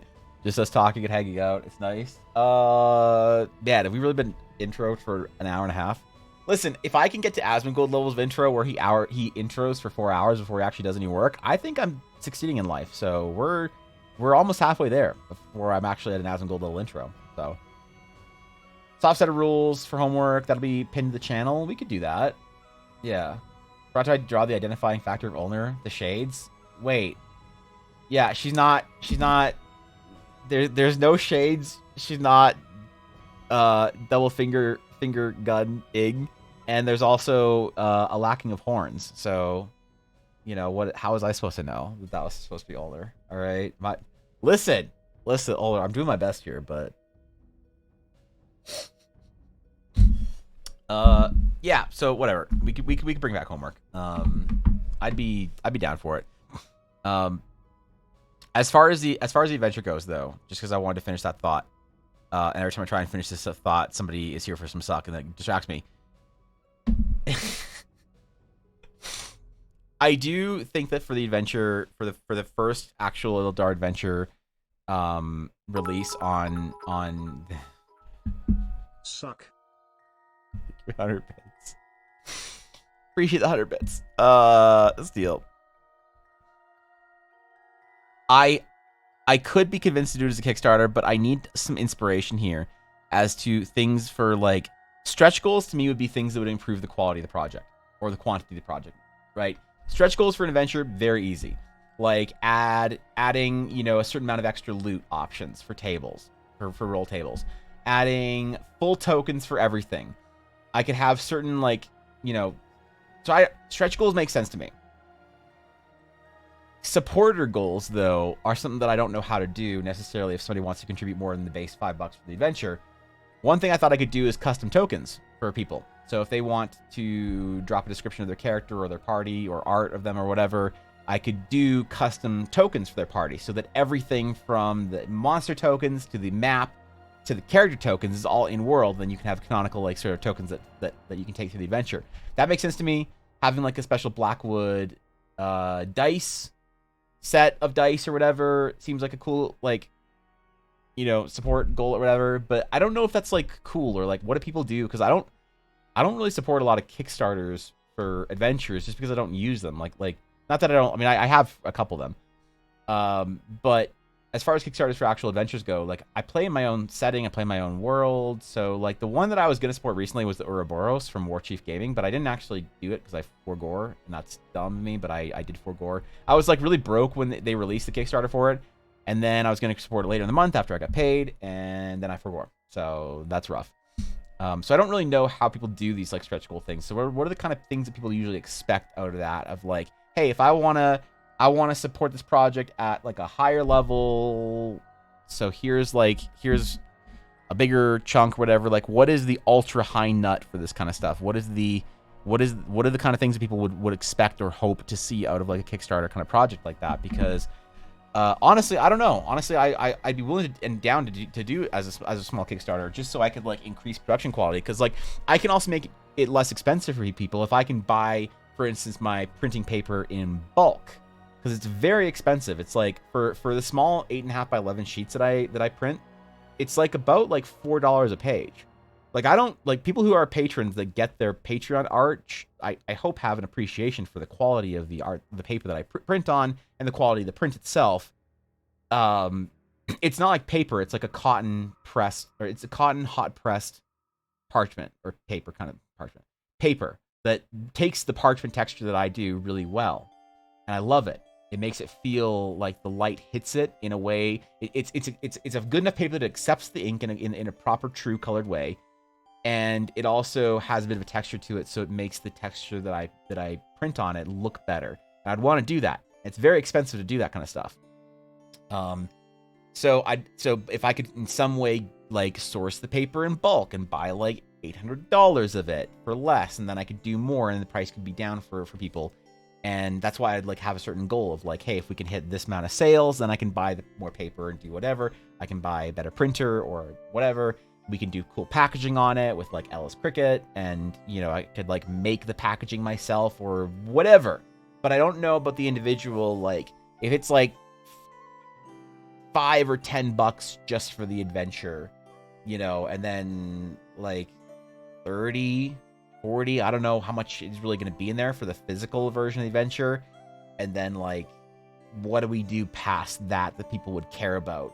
And that's what I really don't know, because I don't really scroll that far down on Kickstarters usually. Because a lot of them come with like, oh, physical minis or something. And we have the ability to do physical 3D printed minis, but I don't have any design. So I guess I could have a stretch goal for like making a tier or whatever available, or an add-on available for physical minis, and I like hire a 3D modeler. That'd be a big, expensive stretch goal though, to hire a 3D modeler to do like to transfer character designs into 3D models. It'd be sick, but not for the first adventure. This stuff I wouldn't want to go that kind of far for the scope. Dice set specific for the event for the module, yeah, which is definitely I want Ella to do a Horizon specific adventure, like dice that fit for the adventure, and she thought it was a cool idea, so I'll definitely do that. Sketches or something for landscapes. Okay. Physical, like I could do physical card or physical sketch cards, like traditional sketch cards I could do. You pad out the stretch goals. For every good goal, you add 2 useless goals. Yes, right. Included sound clips. That's what we'll do. Voice acted sound clips, so that DMs can also, when they're at the table, play a sound clip. So it's like you walk into the bar and you hear, and then it's me slithering up and asking at the party if they're here for some suck. And that's the stretch goal we could do for that. What would be really cool is a custom DM screen insert specific for the setting. See, that's the 5-head kind of ideas that I'm looking for. That's fucking pog. What kind of info would you want on it? You got anything done said left, Gabby? We've accomplished many things. Extra subclass or new character race be a good stretch goal? Actually, yes. Because I could release the Astral Sage with Horizon. If we hit a stretch goal, I could finish the Astral Sage, test it, and release it for the stretch goal.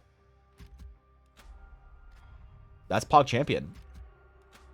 Old Galen side quest, so I can do extra side quests. So here's the thing: stretch goals are not what I'm really worried about, because I think there's all sorts of ways to enhance and extend the project.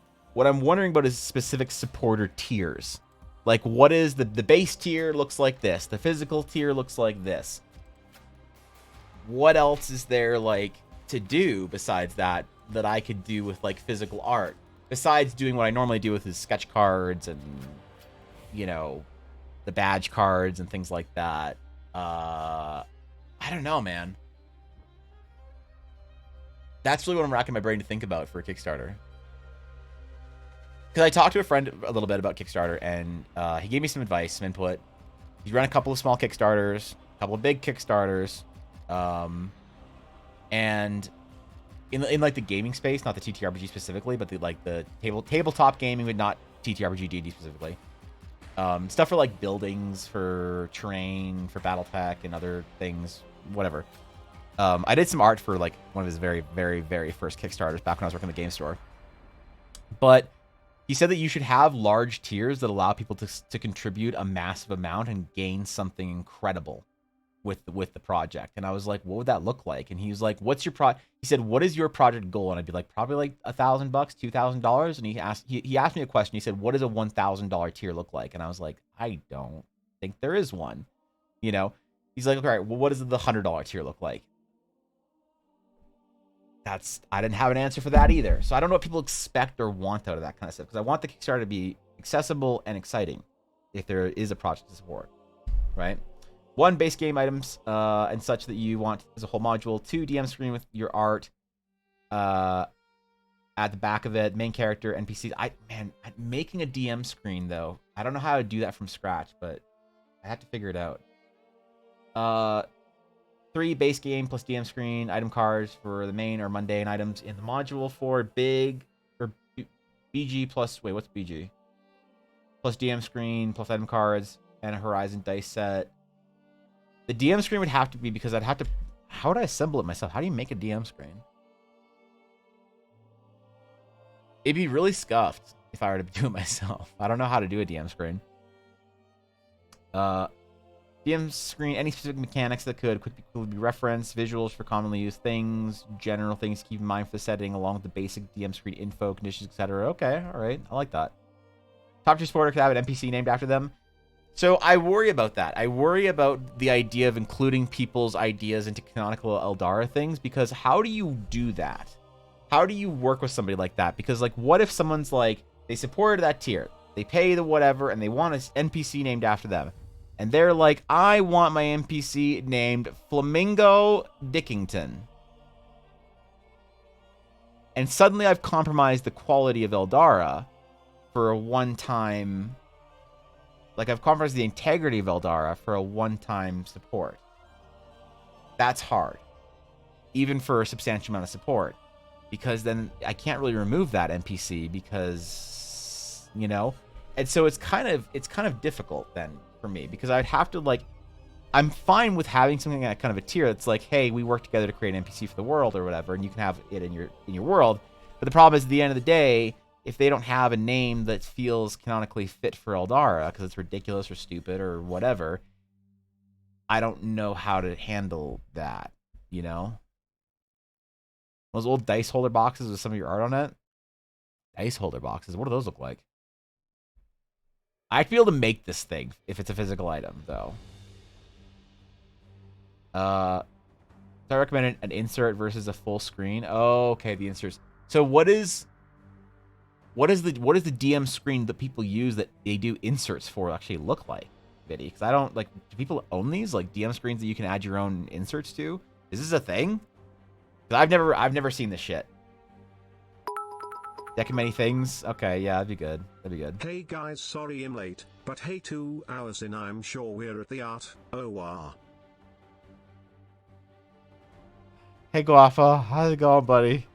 How you doing? Extra 100 bits. I appreciate that. We're almost, dude. I'm still in my intro. I'm still drinking my water. All right, I gotta hydrate after the gym, bro.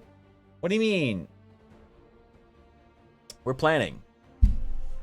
I have my own screen with the flip inserts, and anyone can tape it onto an existing screen as well.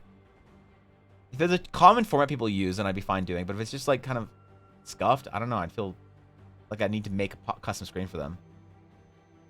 That'd be in the fine print. That, like, yeah, I don't know how to word that fine print, though. Instead of their own NPC, you could do a character portrait for them with the tier price, including the commission price. It's difficult to do custom. Like, the problem is that if I'm...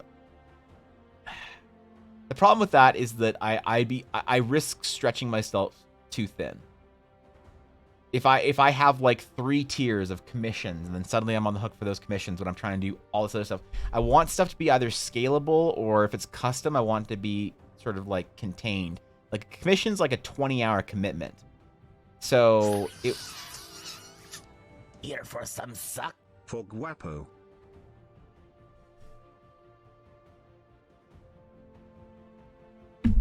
Okay, listen, I can explain. I can explain. Waffle, no. I need to make the hold on. I need to change that. I need to make it bigger. Hold on. I need to make it real quick. Edit.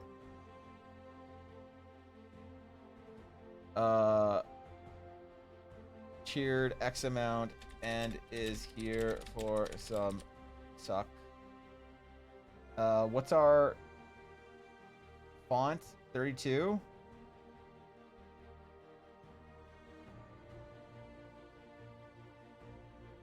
We're gonna make it bigger. Okay, there we go. It's bigger now. Thank you, Daria, for the 690 bits. That's great. Thank you. I appreciate it. That's a lot of bits, dude. Thank you. I have mixed emotions. My son's got screens with plastics or for inserts. Okay, so inserts can be cool. Thank you for the bits, Daria. I appreciate it. It'd be kind of scuffed. I run scuffed. Let me know. Think about how to refine the idea, and I'll get back to you on that. Because, like, how could I have an expensive-ass dope screw-you printer and a Cricut at my disposal, and an Ella Blackwood, and a 3D printer. How do I combine these things to make a DM screen? I should look at some videos online. If anyone has, like, a YouTube video of, like, how to make your own DM screen, send it my way. Not NPCs they make, but art of NPCs you have in the world. Okay. Instead of commissions, it could be like funding art of NPCs. Like, I could have something along the lines of, like, work with me to create an NPC somewhere in Horizon. Because then there could be some sort of like fine print that, like, you know, although I am open to many different ideas, there still is a canon this needs to fit into and a certain sort of style of storytelling, and I'll work with you to try and fit it in there. So if somebody does say, hey, I want to make a character named Bigus Dicus, Roman Emperor, I can say, that's hilarious. That can be a nickname that we can put a little footnote to, that their friends call them Bigus Dicus, the Roman Emperor. But unfortunately, the character needs to have a proper sort of, like, name, you know? Like, maybe I could do that if anyone actually gives a shit about that. Take stream topics for a nice dice box? What is this?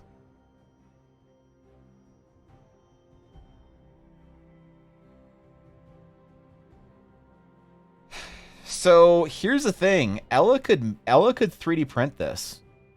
If I were to make some sort of, like, cool, oh, sorry. I'm not showing you guys. There you go. If I were to make some sort of like emblem for Horizon, I could get Ella to sort of, like, extrude it on a 3D printed version. That'd be kind of cool. Right? Not my screen, but super similar for reference for custom DM. Oh, okay. How popular? Because, like, I have never seen this before in my life. How popular is this among people? Like, is this new to everyone here, or are you guys all like, oh yeah, no, I have one of those? Wait, you don't have one, Evan? Oh, you fucked up, bro. Like, is this something that, like, everybody has one, or is this, like, is anyone else here seeing this for the first time, like I am? Because that's actually make your own DM screen. Oh, okay. Hey everybody, I wanted to show you guys, if you're interested in how to build your own game screen, so that I'll watch the whole thing later, Rob. Experience in the campaign, and in the middle of the screen is this huge ass map that takes up 2 panels. I love huge ass maps. I could do that. Wasted space, I think. What? No, It's a Rob, beautiful map, betrayed. however. I mean, all the artwork is excellent, and the build quality is fantastic, but all this stuff has more to do with the campaign, not necessarily All right, how to make the this, material Rob? used here in the Dungeons and Dragons one. And then also I bought myself a package of these Office Depot sheet protectors to hold the pictures and stats tables. I agree. How do we make it? The screen. When Are we literally just running a taping game for my players? Taping So pieces of these cardboard stats together? here that you see here, these are actually found on the internet. I'll link them in the description below the video so you can have them for yourself. This particular set of stats is actually 6 sheets. I could do this. And so there's 2 sheets that are kind of hiding behind these here. One of them has to do with equipment, and another one has to do with... I could do this. Oh, now I can't remember. Anyway, there's 6 sheets, so I kind of had to decide, which one do I want to put here. And I know that I'm not really good yet with understanding all the initiative and combat and all that stuff just yet. You'll figure still it out, reading. Rob. I believe in you. So that's what I put here. But the nice thing is with these sheets is that I can put whatever I want in here. So if I change games, if I play, Star Wars, Edge of Rebellion, or whatever, I can take these sheets out, put new sheets in, put photos, different pictures on the other side of this if I want to. And that's what really makes this thing way better, I think. All right, hold on. I'm gonna like the video, and I'm gonna watch this later. I'm gonna give Rob a like, and I'm gonna watch this whole thing. No, like, there we go. I'm gonna watch this whole thing later and figure it out. Thank you for that. And yeah, we'll figure it out. We'll figure it out. So would you guys prefer to have inserts, or for me to make a DM screen? Because I think I know how to do this too, now that I'm thinking about it.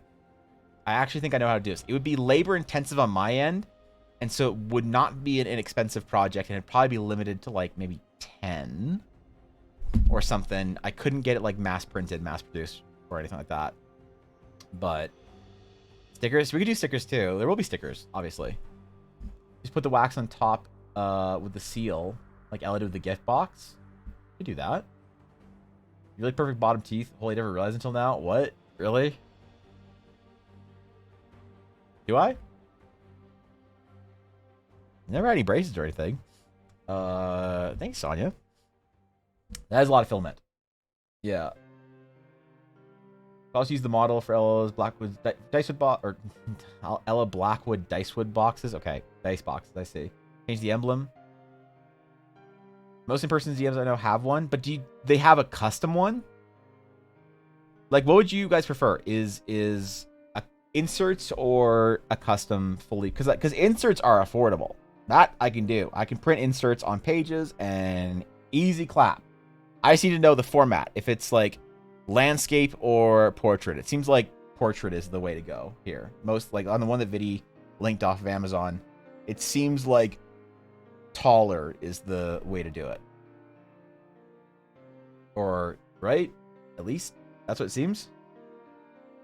With a map on your outside for your player's reference? Exactly. I would do a map of Shadowed Sea, a map of Horizon, and then 2 cool pieces of artwork on either side. That's what I would do. Have 2 levels, cheaper levels inserts, higher tiers, a full DM screen. That'd be like a very limited edition thing. Make a DM screen with the inserts. Screen is modular.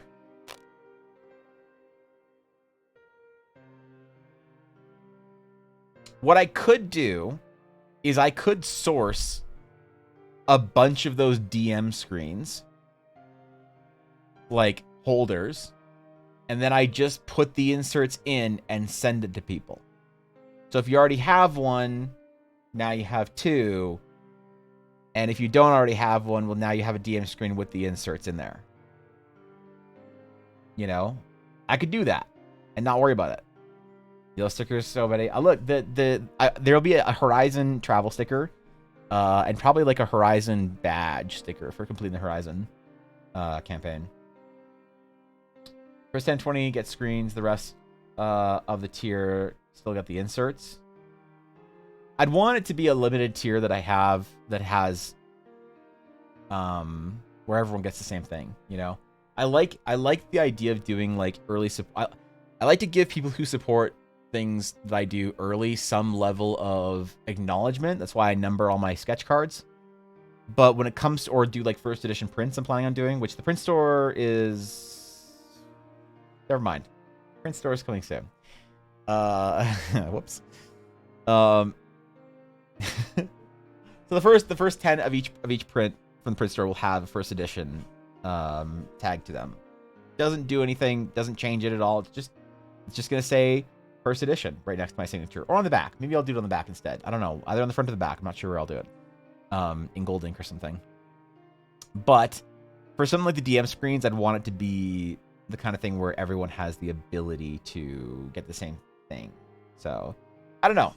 We'll figure it out.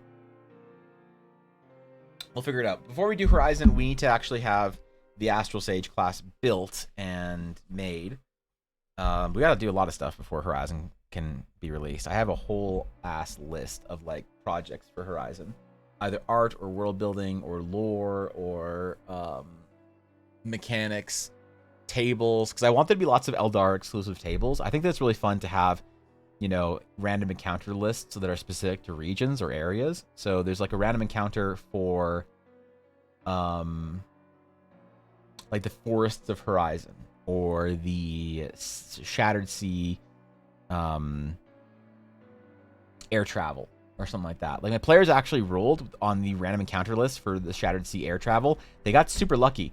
There are these things called shard storms, where it is a bunch of sky shards that have come up from the depths and shattered into fragments, and they fly up in the air unattached to any landmass. And so it is a complete. It's basically like having gold raining from the bottom up on you, if you're lucky enough to ever encounter one. So it's very high on the encounter list, but the players rolled a 99, and 95 to 100 is a shard storm. And so they each made it out of there with like almost 100 gold worth of sky shards from that event. I was expecting something combat related. It's like they get on the airship, they're going to Horizon, they're on their way, and jellyfish attack, or pirates, or something, or like they come across an island with buried treasure or some shit that has skeletons guarding it. I don't know, man. Relax. I like the idea of there being random events like that. So there's all sorts of random encounters, tables that I need to make, all sorts of items, merchant shop lists. I want to have the players have a really great experience when they go in magic shops, because I don't know how regular DMs do this or how regular adventurers do this. But when you buy an adventure, is there like a list of like cool items you can buy from like magic shops? Or is it just like the DM? Because like people can't really ever acquire magic items for gold in D&D, I find. It's like not that common for players or for GMs to allow their players to buy an item. Unless a player says specifically like, oh, I want to try and find a boots of your mom. If I can find boots of your mom, that'd be great. DM, can I find them? And then you're like, okay, sure. Yeah, you go around town, you roll your checks, you find boots of your mom for 300 gold. I like the idea of players being able to stumble into different shops and for those shops to have different or unique like item lists or whatever, so that you can kind of be surprised where they're like, oh shit, they have a dagger that every time you attack with it, you get another dagger that's also attached to another person that is your friend. That's crazy, man. It's a dagger of friendship. It's the only way you're actually going to make friends, because let's face it, you're at my house on Friday night playing Dungeons and Dragons. You don't have any besides me. You know, I like the idea of there being that cool stuff that people can get surprised by, or players. And I want, when people walk into these item shops, I want a GM to have that all taken care of. The players walk into Floating Mountain Magic Supplies, which is like, or Floating Mountain, I forget what, Floating Mountain something, oddities, strangeties. There's a shop that has cool shit in Horizon called Floating Mountain. And it's where the players can buy magic items and cool stuff. And I want there to be like a list when the players go in for the DM to show the players like, hey, here's what's on sale at the shop. And the GM can describe, there's like many things here that you can get. Tons of different supplies, tons of different magic reagents, every little oddity and trinket and this and that. But here's a list of a couple of things you can get, and have a list of like 20 items that are like either cool lore related items, and maybe like one of them would be an item that's lore related, where if your players bought the item, it unlocks like a side quest.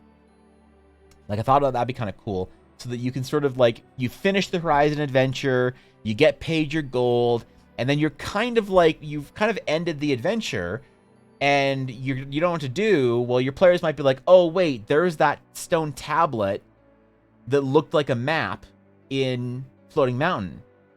So let's go take our gold and let's like pool together the 300 gold we need. Let's buy that tablet. And then they can go to Floating Mountain, buy the tablet they saw when they walked into Floating Mountain on the first day of the first adventure, and they can go take it to the Archaeology Society and get someone to translate it for them. And then that unlocks another side quest. And maybe part of stretch goals is that I have that side quest is now there's art and assets for it, as opposed to just a little short description of what happens. But I want there to be stuff like that you can sort of like notice as a player, that like, oh, there's this cool thing in the shop, and kind of treat it a bit more like an MMO in that sense, or a video game in that sense, so that you can make those decisions if you want to pay you know, your fortunes for those kind of fun things, or if you want to just buy a toucan because you're Ella Blackwood and you wonder, Evan, can I create a menagerie of animals? And I say, sure, I guess. You have to keep them all alive. Good luck. You know? I think the last stretch goal, cat girls get the cat girls, you get the furries on the Kickstarter. New setting with cat girls. Pog, there already are cat girls. What are you talking about? Thanks to the lyric video. I think magic item rarity depends on the system setting you use, but we should chat random tables sometimes. Love me some random tables. Yeah, I have a ton of random tables for loot. Sometimes I choose specific loot for the table. Like I choose with intent. Why is my chat so small? There we go. Sometimes I choose specifically what players get. If it's like I roll the table, you guys get like a warlock intended eldritch sword. And you're playing in a group of 4 paladins. Like, that's hilarious, but also I kind of like to sometimes, like, what I'll do is I'll roll between the players, and I'll roll, like, a d8 or whatever, or I'll think, like, okay, this person got a cool item, this person got a cool item, let's do something for our ranger.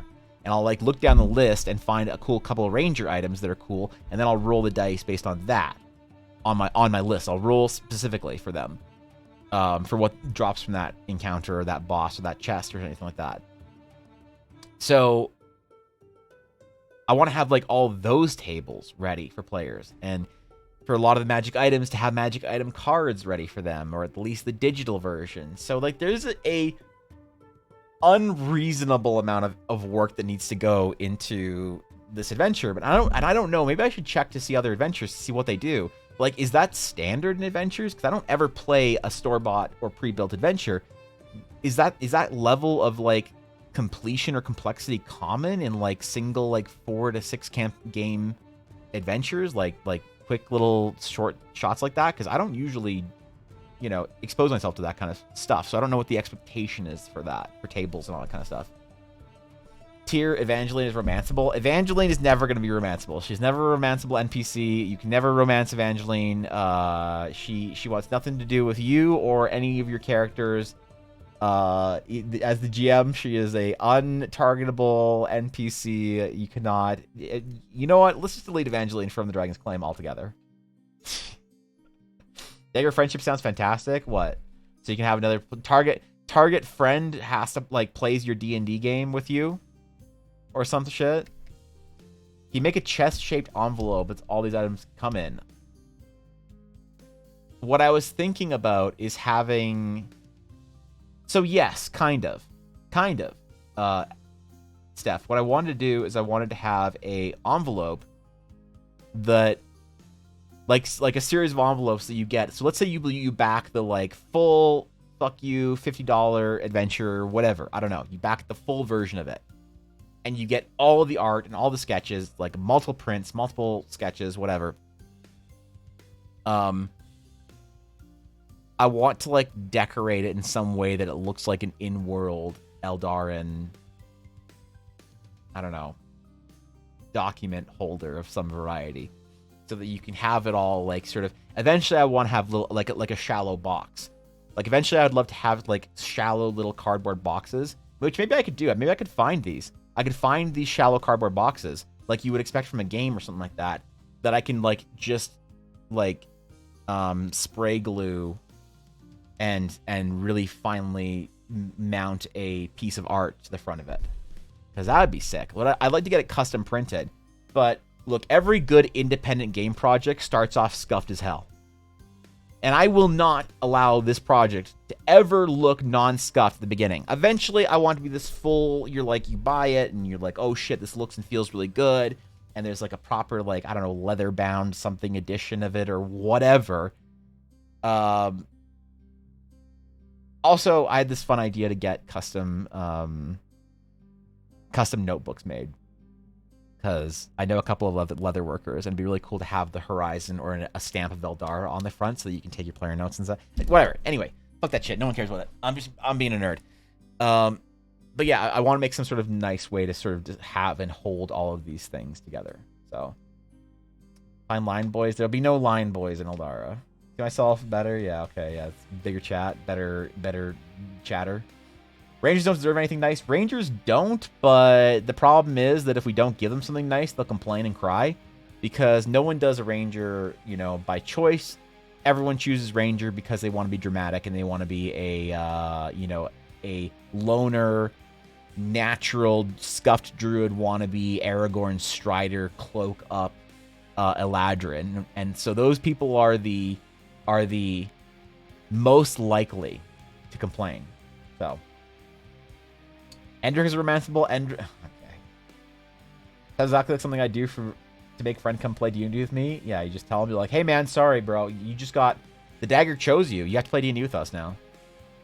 I don't DM, but I'm buying just so I could make some content. Now that my content is any good, I still want to do it. Your content is amazing stuff. Your unboxings for Ella's videos or for Ella's Dice Advent Calendar is one of the most polished and unique, I don't know, unboxings that I've seen for anything like that. I think that your content is vastly, vastly undervalued in the algorithm. I think your content's amazing. If you were to do any kind of unboxing thing for Eldara, I would be honored. I was well-versed in gluing boxes. I am well-versed in gluing boxes after I had to glue all whatever hundreds for Ella's not Kickstarter. What was the thing Ella did? Advent Calendar. Which I think she's taking pre-orders for her Advent Calendar in May. I'm not sure, but I think she's taking pre-orders for them in May. And I think she's going to have it be this year that you need to pre-order before, like, October. So, like, by the end of September. So she's going to be moving that ahead a little bit. What did I just... Oh, lint. You get printed it on adhesive vinyl and skip the glue bit, unless you're fond of glue. That's actually true. Absolutely, there are better ways to do this. When I said, like mounting it, I was just thinking about how I used to mount projects in art school, where you'd always have to mount it on foam core, right? So you get it printed, you place it down in newsprint or whatever. You'd spray glue the back, and then stick a piece of like thick, like heavy foam core onto it. You let it dry or cure, as our instructors like to say, but it's just fucking drying glue, idiot. And then you flip it over, and then you cut it out, and then so you have this perfectly mounted foam core print so that you can place it up for review or whatever, which is also how you do like design stuff work for clients, whatever. I do this all the time where I'd print out a whole bunch of designs or whatever, and I'd mount them on foam core for display purposes for the clients. That's what I was thinking, is just doing the same thing but for a box. But yeah, you're right. There's better options for that, like an adhesive vinyl or something.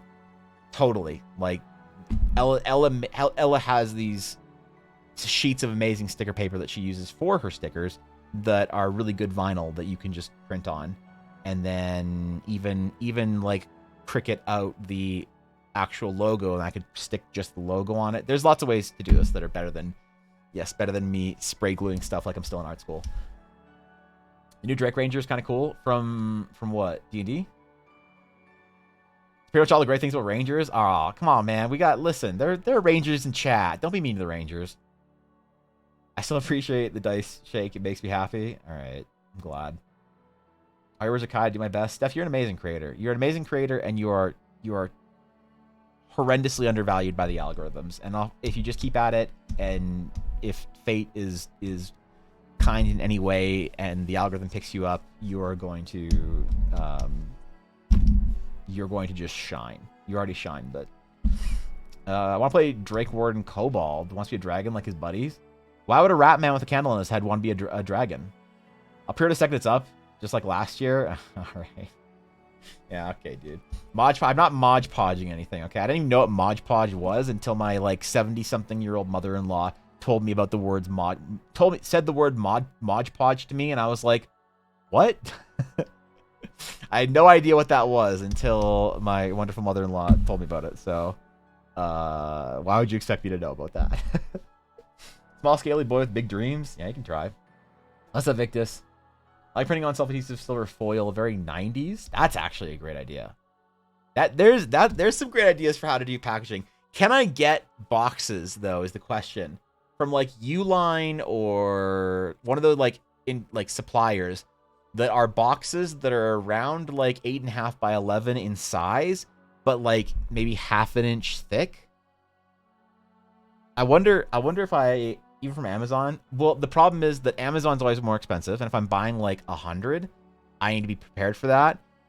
But also Canadian Amazon doesn't have a lot of stuff that American Amazon does for packaging. For instance, when Ella's doing her packaging, there's tons of stuff that like Dice Maker's like, oh, you can just buy these little like cartons or this little whatever on Amazon.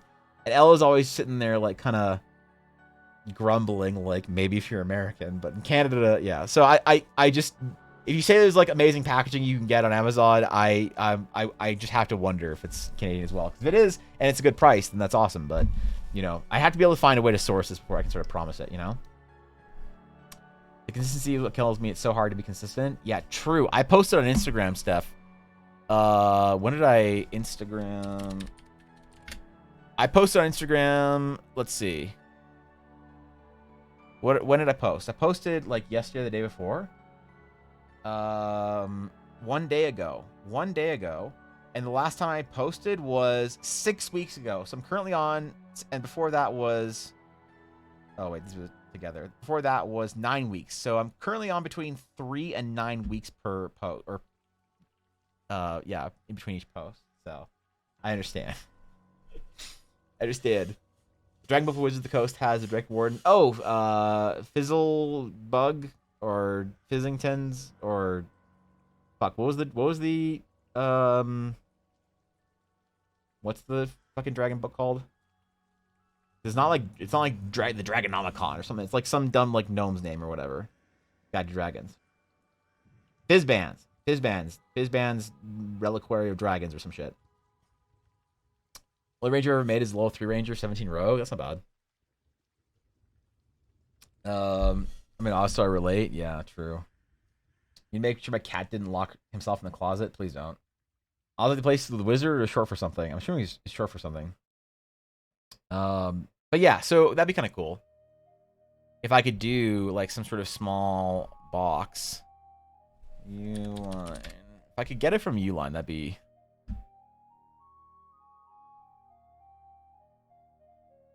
Because I could also do it in like corrugated cardboard, but I want something nicer than that.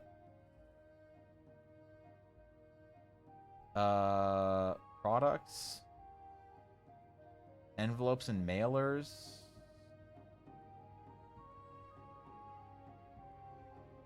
Rigid literature, multimedia mailers. This is around the kind of size that I was looking for.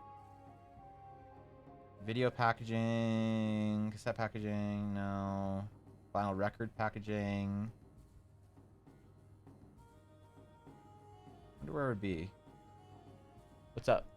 This is the Uline. I have. Why do I need the full? Why do I need the cat? How? This doesn't help, Ella. This doesn't help, and it isn't easier. You just made things harder on me. How am I supposed to go through the? What am I gonna fucking read this to chat like you're in 3rd grade and I'm showing them the pictures as I go through? You guys want to see the fucking next? I found box. Oh, I did find boxes. I did find boxes. This is not easier. Okay, this is. No, it is actually. This is not easier for stream. All right.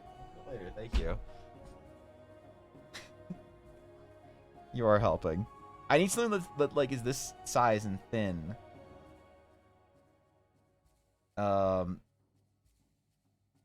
Rigid. Yeah. Let's try literature mailers. Literature locking tabs. Literature white mailers. Let's see about this. So we want like an 8.5 by 11. 10 by 10. Oh, 11 1/8 by 8 3/4 by 2 inches. That's 2 inches though. That's pretty big. That's pretty substantial. I wouldn't want it that thick. So this is all meant for literature, so you're not gonna find. Oh, 1 by 1 1/4. That's about what I want. I don't quite want a. But the one right above it, 8.5 by 11. Shit, where was I? Letterhead. Oh wait, this one. Because like $1 per mailer is not bad. S9851. S9851. Oh, you're right. So 1¼ inch, that's still pretty thick though, isn't it? That's not bad though.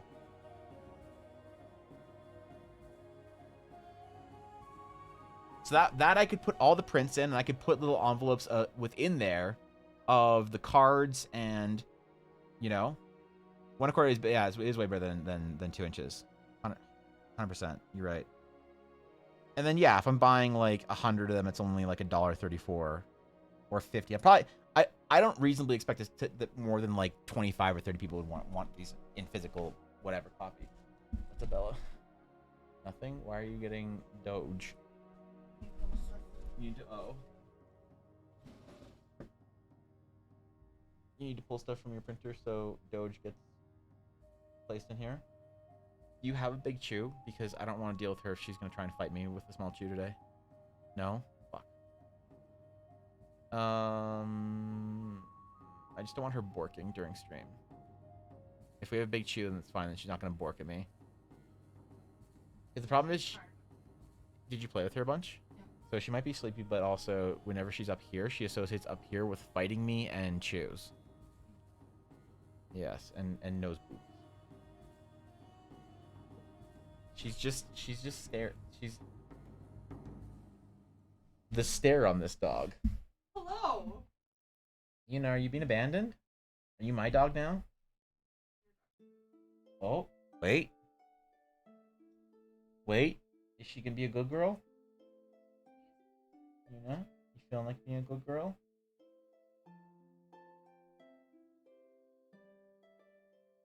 If she does start barking, can you quickly make... Okay, that's fine. But like if she does, and you're gonna be longer, could you make a lookie mat for her? You already did? Okay. Well, and then we'll just throw it in here if she starts barking at me. Oh, she already had her lookie mat. Okay, alright. Well, go do your pull. She seems pretty chill right now. Alright. Alright. Hmm?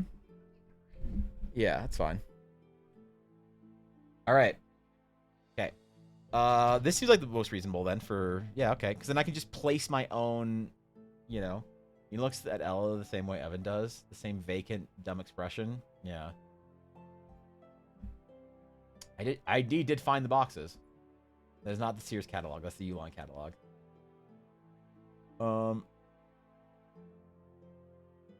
These Uline catalogs are worth their weight in silver. So many items there that aren't listed on their site. Wait, really? Actually? This amazing trick, guys. Whenever you follow someone on Instagram, scroll down and like their first post. Really messes with them. That's... Yeah, wait. That's... Sometimes somebody will follow me on Instagram and like rarely somebody will follow me on Instagram and like everything I've ever posted, and I'm like, what a legend. What an amazing human being this person is. Yeah, okay, wait. So then to go within there, if I can find... She's thinking about chewing the Uline book.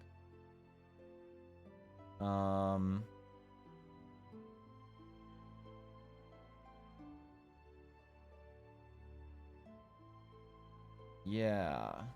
Like little envelopes or whatever, maybe?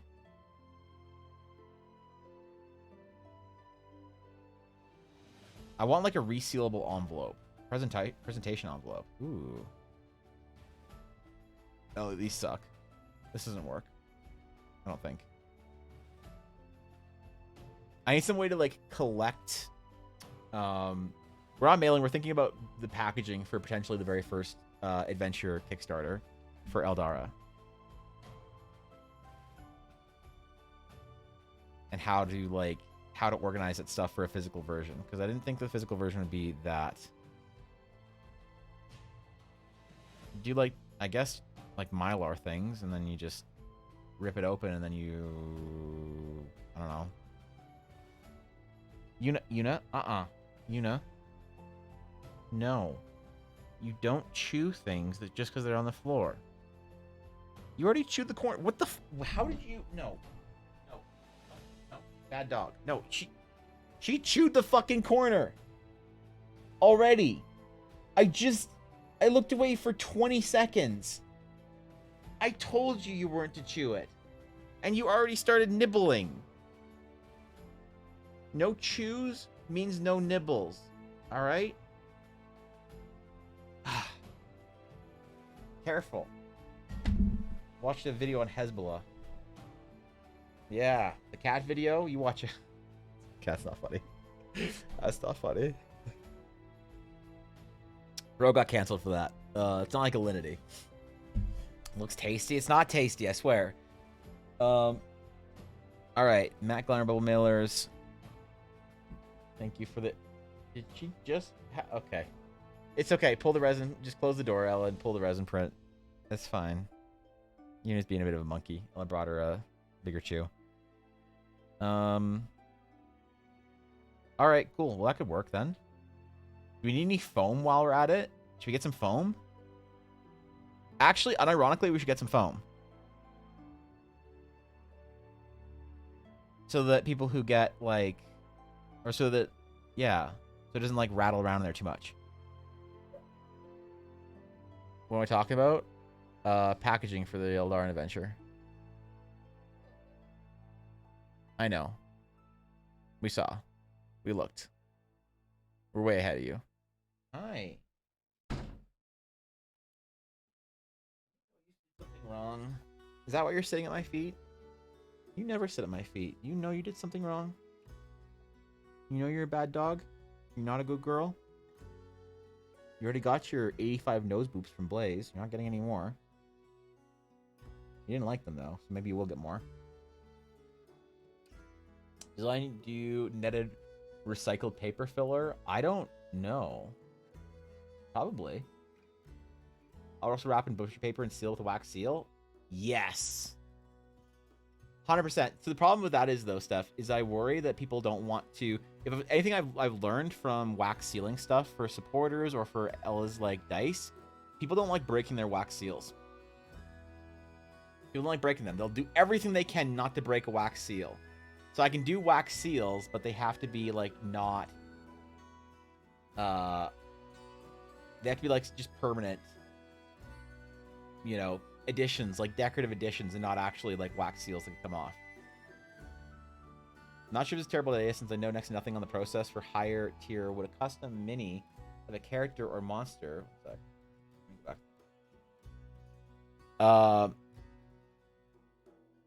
be possible? I have no idea how much work that would be. That wouldn't be something I could do.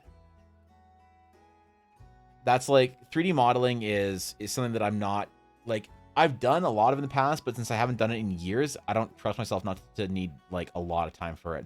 So it could be like an ultra stretch goal where I could hire a 3D modeler to 3D model a bunch of characters into minis.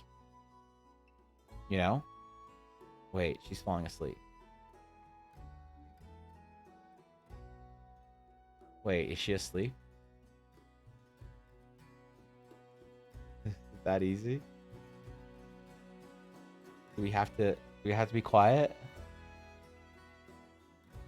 Those wax seal magnets, that'd be cool. Make it 2/3 on the top page. It's easier to save the wax seals. I would do it as the wax seal would be a like a decorative element. I wouldn't make it so that you have to break the wax seal. Like, so Ellie used to make her dice boxes. She would tie like twine around it. Yuna's asleep. She's actually just fucking sleeping. I heard her snoring. And she's twitching. She does that. She has little twitchy dreams. Oh, wait. She woke up. Hi. Hi. All right. But yeah, so she used to like wrap the box in, like close the box for a dice, wrap it in twine, and then put the seal on it, the wax seal to keep the twine together. So you have to like sort of break the seal and open the box. But what everyone did is they just cut the twine so they didn't break the seal. What Ella started doing now is she started just putting the seal on the top of her box and then tying the twine around it. Because too many people were just, hey, are you okay? Are you fussy or are you baby? Are you monkey or are you baby? Okay. I think she's baby mode for a little bit. Really cool as an ultra stretch goal. That'd be like a way down the way stretch goal. Nothing like that for the Horizon adventure or anything like that. Wax seal and dice boxes are awesome. They're permanently now. Yeah, are they? Hey, what are you doing? No lickies. All right. In all fairness, I'm also immediately fall asleep laying on Verona, something about the safety and comfort of man chest. I don't know. Relatable though. Were you relatable? Really?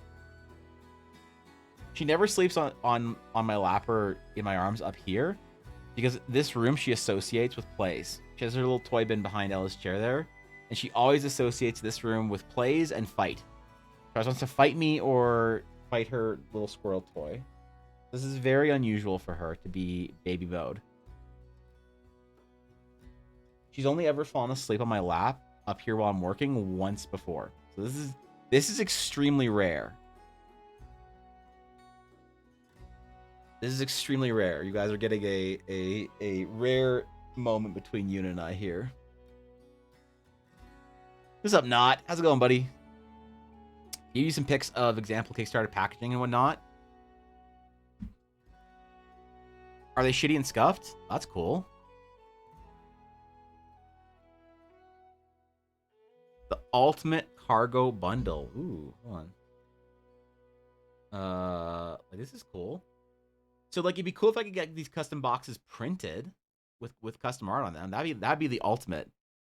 If I get those like Uline boxes with custom print, I would probably for now just have to take or accept. I'd have to just accept like a sticker or a vinyl or something like that on the front. Okay, you're being a little fussy. Time for nappies. Need to actually fix my Lightroom to edit those dice photos. It's been 2 weeks. I failed the dice goblins. The dice goblins are patient. They are all very patient.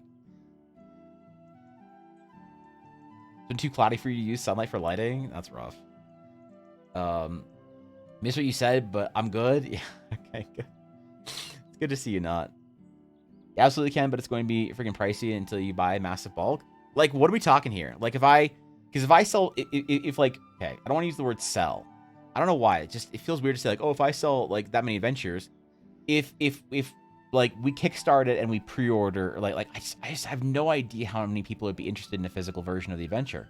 I have no fucking clue. I don't know if it'd be 10 or like 50. I would bet my life that it's not more than 100. The like no like amount of crazy, oh my god, Kickstarter went bananas could possibly make it go that high. If 50 people wanted a physical copy of it, of the Eldarin adventure, the first, like Horizon or any of the adventures, that would be absolutely insane. So I don't think we could probably get a good rate on like custom printed boxes until like probably into the like mid hundreds. Like sell, use, trade for money. I don't know. The sell feels. Why do I want to like the word sell in this case? Why don't I like what? Okay, what am I? What's my hang up on it? Because it's an efficient word to use. There's some. Yeah, I don't know what it is, but there's just something about the word that I don't like. I don't know why. For this use case. Kelsey's gone for a few days on trip with a friend. Now I'm gonna get creative. You're all alone. Not. It's time to go full artist goblin mode. What's in pricing right now for full print outside and inside? I'm looking at $5 a box for 1,000 units. Still shopping around though. 12-inch boxes. Yeah, that's insane. $5 per box is not bad. Like that's a totally acceptable price point for packaging. But I don't know. If I convince 2 people to get it, so just 98 more. I don't know. I'd be very surprised if 50 people wanted a physical version of the adventure. Some implies you do it for profit, like greedy capitalist gremlin. Well, there would have to be some profit in each one, because I can't just like spend infinite hours on it without, you know, because the hours would be taken away from doing things like commissions and other things that I need to do to like survive. But dude, she is just gone. She is gone. What the fuck? This dog never sleeps on the upstairs. Hi. No lickies, please. Please no lickies. Please no licking my glove either. That's even worse than me because I can't wash it as easily. Did you guys hear that yawn? Was that was an audible yawn, but I don't think that would have been picked up on my mic. When the minimum is 1,000 though, and I only need 200 is a problem. Yeah, that's a bit much. I mean, so I think the reason why I don't like the term sell here is because it's not like a product that I'm creating. It's basically like, hey, I think it would be cool to do this, and if enough people think it's cool, then we can do it. And if enough people don't think it's cool, then we can't really do it. You know. So I need to kind of price that out. I'm thinking probably like $1,000 would be the minimum amount of pre-orders that could make it worth getting all the supplies for. Probably about 1,000, because it really would be dependent on how much I can get paper for in bulk discount. Because the paper is the primary expense. She's precious. Well, it's because she's not trying to kill me right now, so. So the joke in mind, by the way, no offense intended to anyone who sells stuff with a clear conscience. No, it's not. It's like I don't have anything against the word say, like, to sell or whatever. But there's just something about like doing the Kickstarter that doesn't feel like a sale. It feels like a group order kind of thing, you know? Because like I feel like I'm invested in getting a physical version of it as much as anybody else is. That makes sense. And it'd be a lot of fucking work on my end.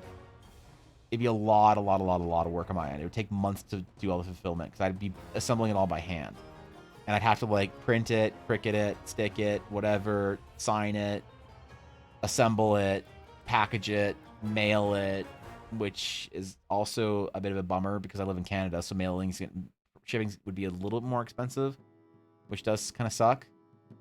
I try and keep it down as low as possible. Hi. Are you monkey? Or are you still baby? You're looking around a lot.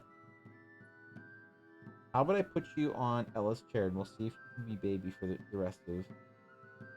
Alright, we're going to attempt the babying of Yuna.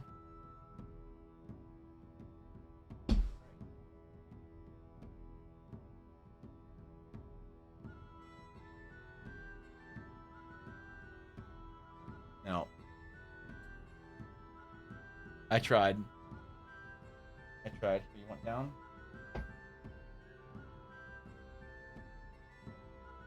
Okay. Alright. No, you're not getting out yet. I'm sorry. Basically, you need an assistant. Well, I have Ella, but... Spare some perfume? Yeah, no. I'm allergic to all perfume, basically. When possible, get the adventure through Kickstarter. Will you have it available for purchase on the website after Kickstarter? Not the physical. Probably not the physical. Maybe the physical. I don't know. But it'll probably be like a one-time thing for the physical. Like, if you want it, you can get it. And then maybe later, when I can assemble it more in mass or whatever, it'd be easier. Oh, you brought me your chew. Okay, I see it. I see it. Thank you. You don't need to throw it at me. Fucking goblin. La Goblina. Okay. Alright, she's good. I have the chew in between my feet and she's chewing. Your pros and content and seeing how many people are interested in that content. Yeah. That's a fair way to put it. The biggest things for Kickstarter, though, is advertising or getting the word out. Need some hype before it releases. Have to decide if you're going to do advertising, Facebook, Instagram, Twitter, general internet ads, etc. We need to consider physical plus digital tiers, especially for folks who won't pay the shipping plus VAT. Other countries, stretch goals are insanely common these days. Timeline dates are... Yeah, we talked about a lot of this earlier on, Cobalt, but yeah. A lot of that is one of the reasons why I cited that I didn't really think about the Kickstarter beforehand, Cobalt, is from an advertising standpoint. I don't know if I'm like a well enough known person to actually do a Kickstarter. You know? Like, what I was saying earlier, basically TLDR, was I'm not very well known in the D&D sphere, I don't think. I'm friendly with a couple of other D&D creators and D&D, shows on Twitch and things like that, but like I don't really go out and do a whole lot of networking on Twitch or elsewhere. So I don't know if I could like rally other creators and friends of mine to like shout out the project or whatever, you know? And I don't know if I really feel like doing a like full advertising campaign. This is not something that I really see being like an advertisable product where it's like I make a bunch of Instagram ads, like the fucking blankets or the dumb dad bod shirts that you see or whatever it is on Instagram, you know? I don't know if that would be really all that useful for me, you know, to do, because I feel like the only people who are invested in a physical copy of this adventure are people who are somewhat invested in Eldara, which are people from my own community on its own. And so the only advertising I'd be doing is making sure that basically every single person in my Discord, Twitter, Twitch, whatever, knows that it's a thing. But I don't want to get annoying about it either. I don't want to be spamming my Discord, obviously. I don't want to be one of those creators that you join the Discord, something that they have a project, and that's all you hear about for the next 3 weeks. So you have to be very careful, but I don't see this being a Kickstarter larger than our community, if that makes sense. Because like maybe I'm underestimating things, but I think I'm being pretty literal about what I can reasonably expect from this to happen, which is basically a handful of people within the Dragon's Claim who care about this project in some way would want a physical version of it, because like the digital version will be available. It's just there. It's just available, you know. Little gremlin, yeah, she's trying. Does the physical copy come with the PDF, or do we pay you twice the digital and physical copies? No, the PDF is all included and everything. It's, yeah, no. Run a stream campaign and then kickstart it. What do you mean? Run a stream campaign and then Kickstarter. What do you mean stream campaign? The PDF enjoyers, yeah. You have really short home brewer, you know who? Yeah, Faye. Yeah, well, Faye was a good example because she was actually here when I was talking about this. Like, Faye is very well networked in our community on Twitch. She knows everybody. She goes on D&D shows and podcasts. She raids a lot. She does a lot of stuff, and so her Kickstarter was very successful, and I was very proud of her. You know, I was there before Faye was a D&D streamer, when she was basically exclusively doing her and I became friends when she was doing Variety, and she had her D&D game, but it wasn't like her main content. It was just things she did for fun on what was it, Thursdays or something, or Wednesdays. And so I've been waiting for this project from her since the beginning of her you know, going in the D&D category full time, and I was insanely proud to watch her, you know, leverage all those networking that she's done, and everyone was like talking about her project because everybody knows her. But I just don't kind of do that, you know. I'm very non-growth oriented on Twitch. At least I have been, because I've been more focused on growth as me personally as an artist and me personally as a builder, and I've been so focused on my own project that I haven't really played the game. I haven't really, you know, people don't like. I don't honestly know what my reputation is in the D&D community. I actually wouldn't be surprised if my reputation wasn't great, because a lot of people have asked me to do stuff, and then I'm like, hey, sorry. Now, there are a lot of people who ask me to do stuff just so I'd make them free art. But, like, that's not any of the real D&D shows. Like no real D&D podcast or show or live play group, like our Careful Cantrips or Phoenix Sawakis or whatever, those kind of, like, groups, none of them ever asked me for free art. So they're all great. It's all the small ones, you know, that are, like 5-10 people, which is amazing that they think they can ask me for free art. Whatever. Who cares? But the point is that I don't know, because like I have gotten asked to do stuff. Hey man, do you want to be on our show, or do you want to guest like, on the character, or as a character here, or do you want to do whatever? And I always, because I'm just so fucking busy all the time and barely keeping up, and like I'm not even keeping up. I've fallen behind horribly on everything right now because, you know, Ella being really sick has like been a problem.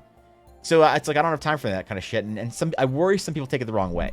I worry some people think that because I never raid them, or because I'm never available in their chats or whatever, because I worry that my reputation in the D&D community is actually not super great. So I don't know if I could say like, hey, I don't know. Like I actually legitimately don't. I also talk very obsessively about my own projects in my own Discord server. I just don't want people to get exhausted. I think that like you have a certain call to action economy as a creator, and you can leverage that for your own benefit and supporting your own efforts in different ways, right? Like if your content is valuable to people and you take an ad read and your content is very valuable to them, then they don't mind that. It's like if I was like, hey guys, I took the sponsorship for whatever thing, food box, balding cream, whatever, and they're paying me a lot of money to do this, and I'm going to do a sponsored stream for it where I make the food or something like that. And this is providing me with the ability to not worry about my bills this month. So I hope you guys all understand. Hopefully we make it a lot of fun. And then people generally are okay with that. But if you're also like I consider pinging the Discord, for instance, a very, very high price to pay for like call to action sort of like economy. So I try not to do that often. I don't ping unless I'm going live. Some Discords just ping for any fucking reason. Like, hey guys, one of our players farted at everyone. And I'm like, okay, chill. You know? So because I'm hopeful that people respect that and understand that. And so that if something is really important, people would support it. Like if I were to ever make a tweet, you know, I was to go on Twitter and be like, hey guys, there's a hashtag I really want to post in. It's really important for growth. You know, like I don't know, like I did, like here's a good example. This is not something that's like massive, but like here's a portfolio day ping or tweet. These portfolio day tweets are very good for discovery. If you grow and they go, a lot of people click this hashtag. So it's like, I could say like, hey guys, I know I hopefully don't ask you for much, but if everyone who sees this could please like this tweet, this would mean a great deal to me. Hopefully, because I don't ask for much, if I ever needed it, people would be willing to support it. So with things like a Kickstarter, it's like I wouldn't want to overstep that economy and annoy anyone. Okay, you don't need to be sitting on my fucking foot, you goblin. I don't want your asshole on my ankle. It's fucking dog. So yeah, I don't know.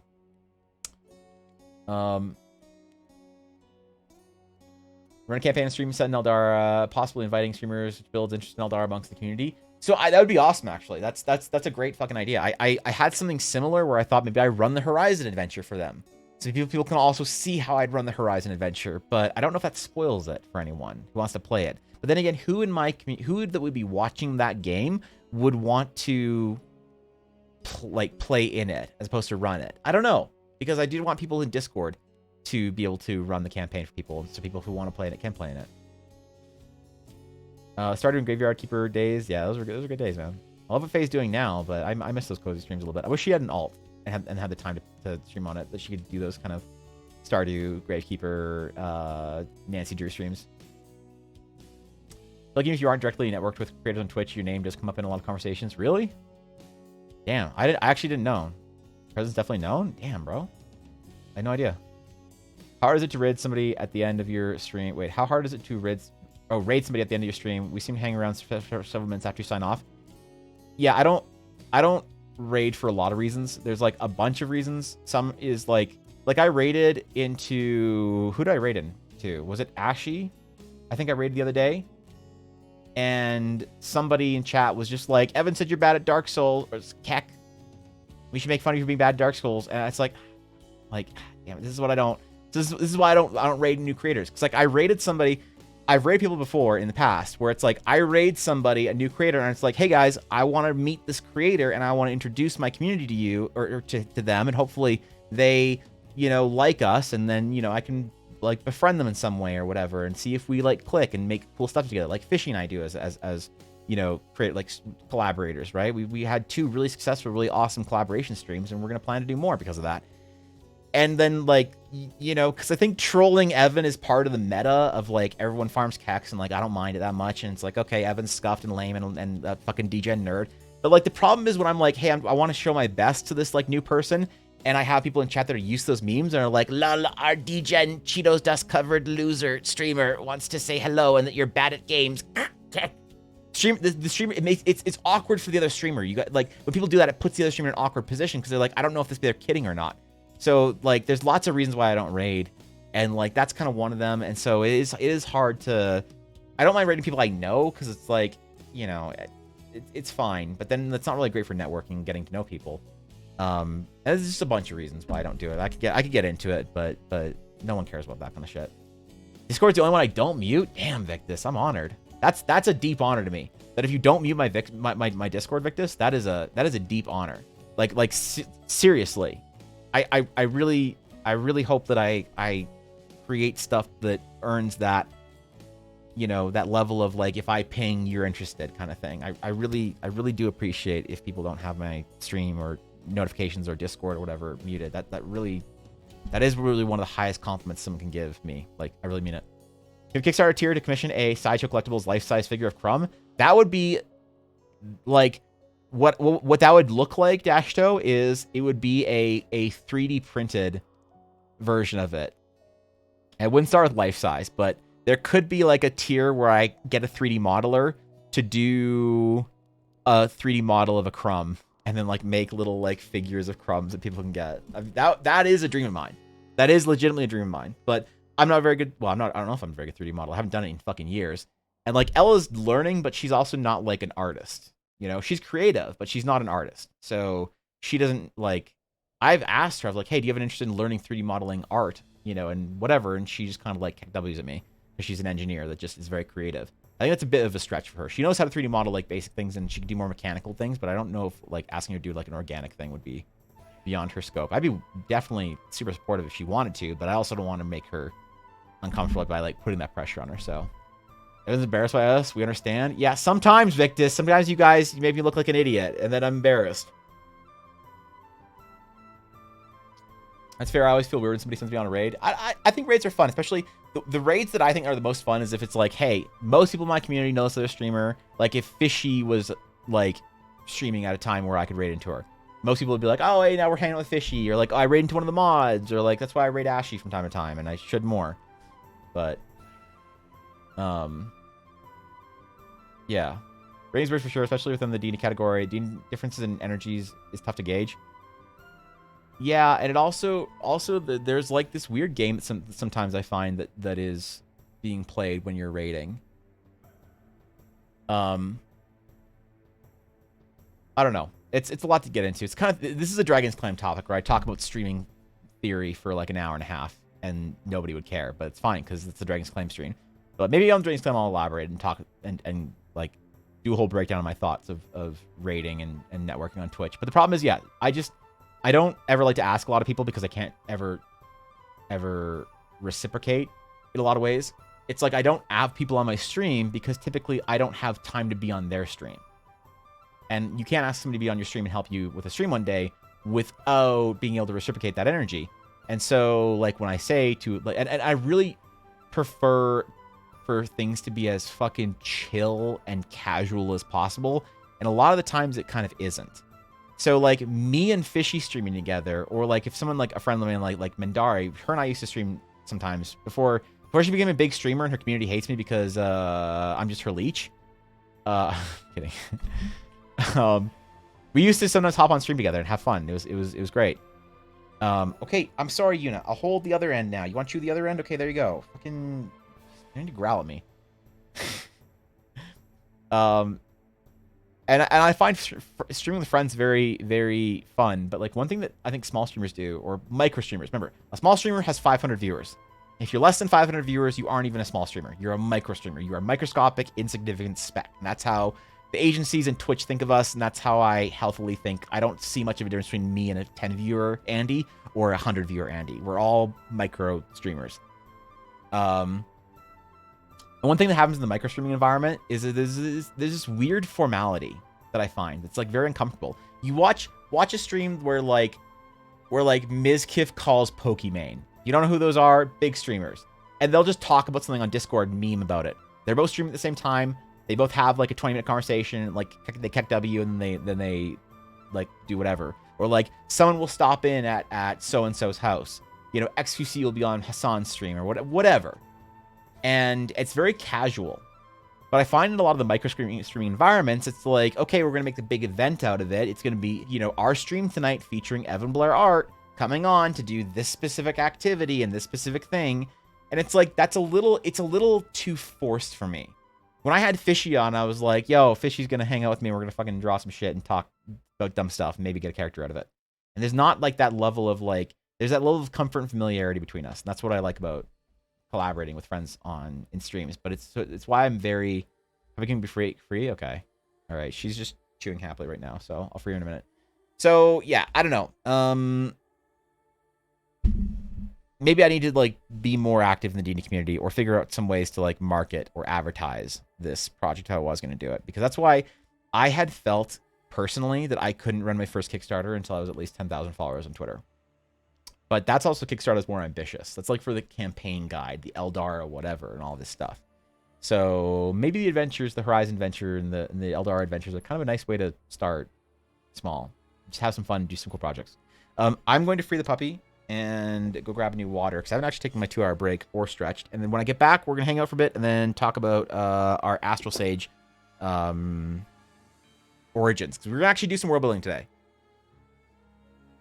We're going to do some world building. I'm not just going to be a just chatting streamer for 3 hours. Fuck. Shit. Okay, be right back in like 2 minutes. And then I need some serious input from the world builders here about some ideas I have. So, your beat.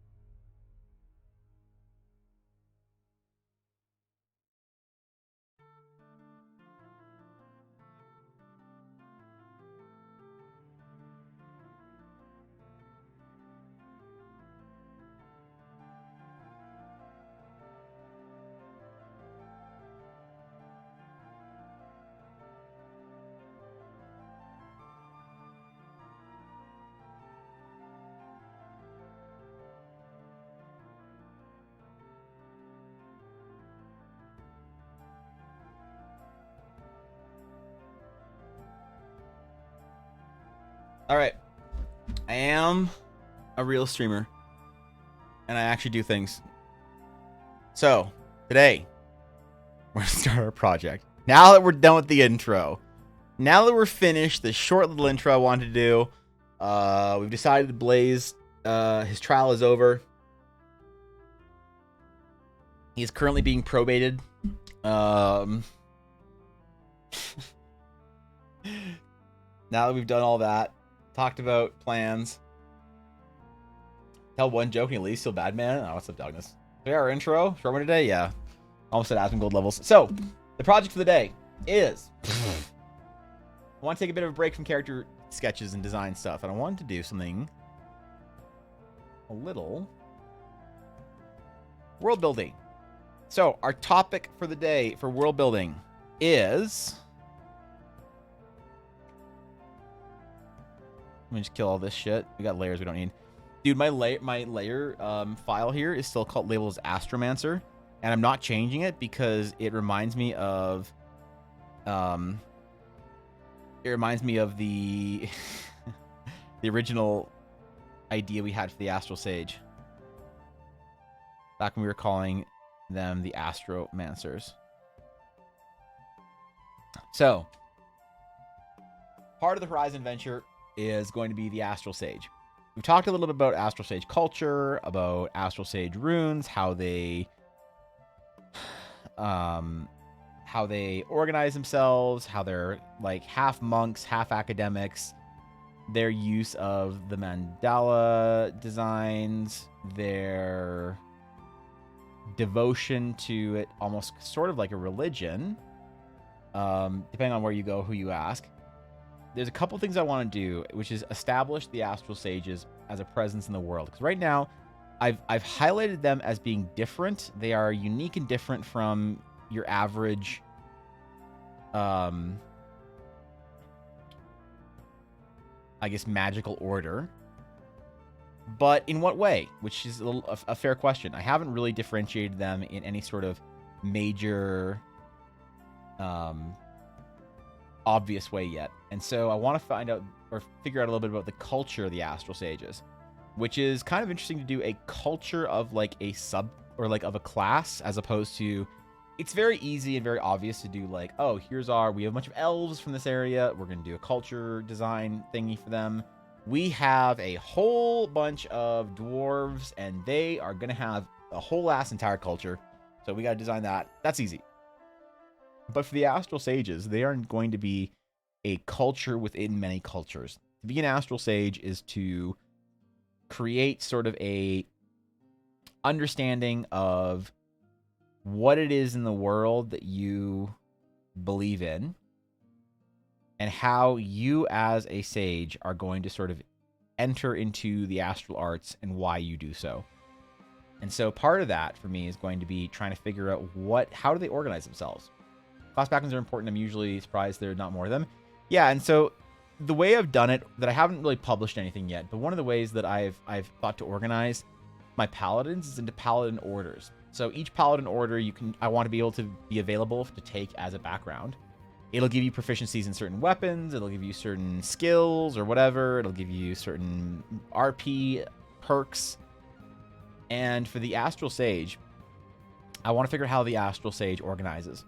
Because I thought about it, and the Astral Sages are practitioners of a type of magic that is both ancient and mysterious. And so their orders are divided in sort of, in some ways, ideology as to what and how they interact with the astral arts.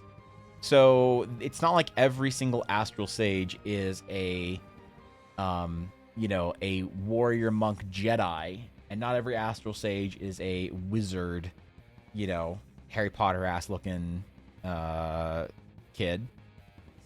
They're very diverse in how they utilize and practice the arcane ways. Some Astral Sages, like every Astral Sage, is a combination in some ways. Sometimes very high combination of one or the other, and sometimes very low in other ones. But basically, they boil down to a couple different features. Every Astral Sage, a little blurb here, is wait, where's my Google Docs? I think I wrote about the Astral Sages. Oh, that's on World Anvil.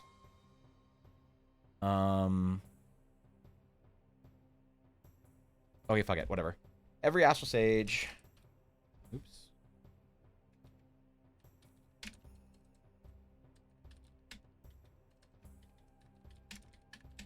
Is a monk. They are a scholar. They are a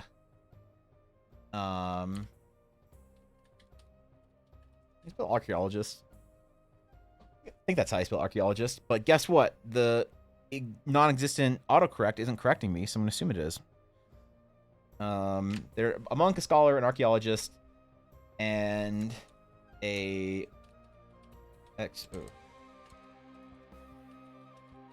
explorer. So how do they sort of use these different, how and why, what does this look like for each one of these? So the Astral Aura is a somewhat mystical, magical, I don't know, entity in the universe. It is it is the universe's conjuring of magic from the most raw and unshaped state. So astral magic is thought by the astral sages. If you ask an astral sage, where does the astral aura come from? They'll say that powerful places in the universe, powerful singular places spawn it. For what reason, we don't know. But the astral aura is like, it's like ever present in sort of a way that's being illuminated, but it is being spawned in certain areas. That's what they'll tell you. And so you point your astral runes, you line them up and you point them at some place in the sky. And you channel, like a lens channeling light, that astral aura into your magic spells, and then you shape that spell however you want. You just have like power, you just have energy when you channel that spell into the palm of your hands, basically. Now, what you do when you're adjusting your runes in the sky or in your astral atlas, or even you as a sage can sort of do this with your own kind of spirit. It's a little, hand wavy, but there are powerful sages that are said to be able to spell cast without using their astral runes. So the astral aura is something that you can feel intrinsically as an astral sage once you are sort of taught to, basically. So they can be very monk-like, very meditative, very contemplative of the universe, very aligned, and kind of like a little bit of that sort of old idea of chakras or whatever, and some sort of astral energy or chi or whatever, focusing it into the individual. So astral sages are all monks. They all need to have some awareness of the astral aura. They have to meditate on it. They have to be able to feel it. They have to understand it. Every astral sage is a scholar because they have to learn these ancient sort of runic ways to actually conjure the magic. So let's add wizard in here, or I spell conjure. With a U? Conjurer. Or it's with an O. Conjurer. There we go. Conjurer. That's how Google says it. That's how we're going to do it. So that doesn't look right, though. Whatever. So they all have to understand and utilize this magic. And when they do, they can align their runes and they know how to use runic power, because you just have, think of it like light. It just comes at you. You don't know how to really use it. So what these runes do is they're like lenses that you place in front of each other in certain ways to be able to activate and summon this magic in a way that is usable. So the lens of turning it into energy, then the lens of turning that energy into heat, then the lens of turning that heat energy into a compressed form. And what that form is allows you to cast a fireball. And that's how mages kind of do it, or wizards kind of do that without really knowing it. They go through different processes. But an astral sage can arrive at any spell school. They can cast any spell basically available to any conjurer, any wizard, warlock, whatever. They just arrive at it in a very different way. However, that's not something mechanically that's built in. It's sort of built into the myth of the astral sage, is that an astral sage that understood the astral runes completely and the astral aura completely could theoretically cast any type of spell available. Their imagination could come up with. So they need to be a scholar. They need to know about these runes. They need to know what the runes do. They need to know about how the runes interact with each other, how to utilize these runes. They need to know the star charts. They need to know where in the sky are these origin points of power, at what time of year that you can draw your power from these celestial bodies, whether they're stars or nebulas or galaxies or whatever. So they're all astronomers in some ways as well. Okay, now this is just getting dumb. Now I'm second guessing everything. Okay. I'm guessing everything after the Conjurers. And so they're also astronomers. They have to know star charts and where in the sky celestial bodies are, what time of the year, how the moon affects, or the moons or the other realms of Eldara affect the astral aura and their own spell casting. How, in between us and that celestial body is Eldara and is 3 worlds and a moon. So we need to go look at that celestial body at this time of day, at this whatever. And so they need to know all about that. So they need to be scholars. They need to be conjurers, cast magic. They need to be astronomers to understand this. And they need to be explorers and archaeologists. Because part of the Astral Sage sort of charge is to uncover this magic. The ancient Eldari knew how to use astral magic at such a level that they could create and craft the realms of Eldara. That in the legends, they could create massive spells and massive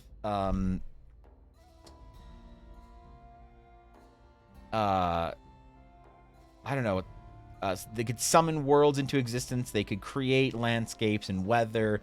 They could create magic itself and shape things. Some believe the Eldari are responsible for creating the gods. Others believe that the gods are the Eldari's masters or whatever. Depends on who you ask. But at the base level of it, the Astral Sages, they know that the information on how to become the most powerful conjurers and casters exists in some form in the past. And the more you unlock the secrets of the Eldari, this ancient race of these magic users that could wield magics through these astral rings. And the only way that they know how this works, or that they have any evidence of this, are the large floating runes that you see a lot. I mean, even in the Stonemark or Northmark sticker. Where are the travel stickers? Floating around in the skies of Eldara and Eldaran worlds are these astral rings, these like large black obsidian gateways, and you can see them far off in the sky. You can see them crashed onto the world. That's what our Twilight one is. There's gonna be a little crashed Eldari ring right here. So you can find Astral Sage runes. We have an example of a crashed ring that's still like partially intact. They've built a little temple around. Rings that are still floating in the sky. They have built like citadels around. How the rings and certain constellations channel certain powers to the realms of Eldara. All of this. And so the Astral Sages know that there is this magic, that the knowledge of how to sort of do this amazing spellcasting, the power of the gods is basically out there for them to discover. So some Astral Sages are practitioners. They use the established Astral Sage magic to do things, go adventure, help people, heal the wounded, hurt the evil or the wicked or whatever. They do whatever they want with it. What any spellcaster or conjurer would do with their own magic, an Astral Sage can do that. But there are also Astral Sages that devote themselves to understanding themselves through the astral aura, and they are monks. They're not spellcasters going out and throwing spells and here and there and whatever. They're a monastic tradition that reliquaries themselves in a monastery somewhere, and they complain about stuff to themselves. As you do when you're a reliquaried monk. At least I'm assuming so. I don't know. I don't know any fucking monks. And there are also Astral Sages that are deeply connected to like growing their power and their understanding. And so they read every bit of literature and learn every spell they can. They learn about all the runes as best they can to become the best conjurer. And there are those of them that are just concerned with unlocking the secrets of the past. And so you'll find Astral Sages that are like explorers and archivists and archaeologists and astronomers. You'll find Astral Sages that focus themselves in one way or another. And so the goal is to create different sort of orders that evoke the different traditions of the Astral Sage. So we could sort of break it down into I want to start with 4 major orders, like 4 major places that would provide backgrounds for the players to kind of begin their journey as an Astral Sage. And I kind of want them to focus on something that's very monk-like. We have the monks, we have the scholars, and we have the kind of the archaeologists.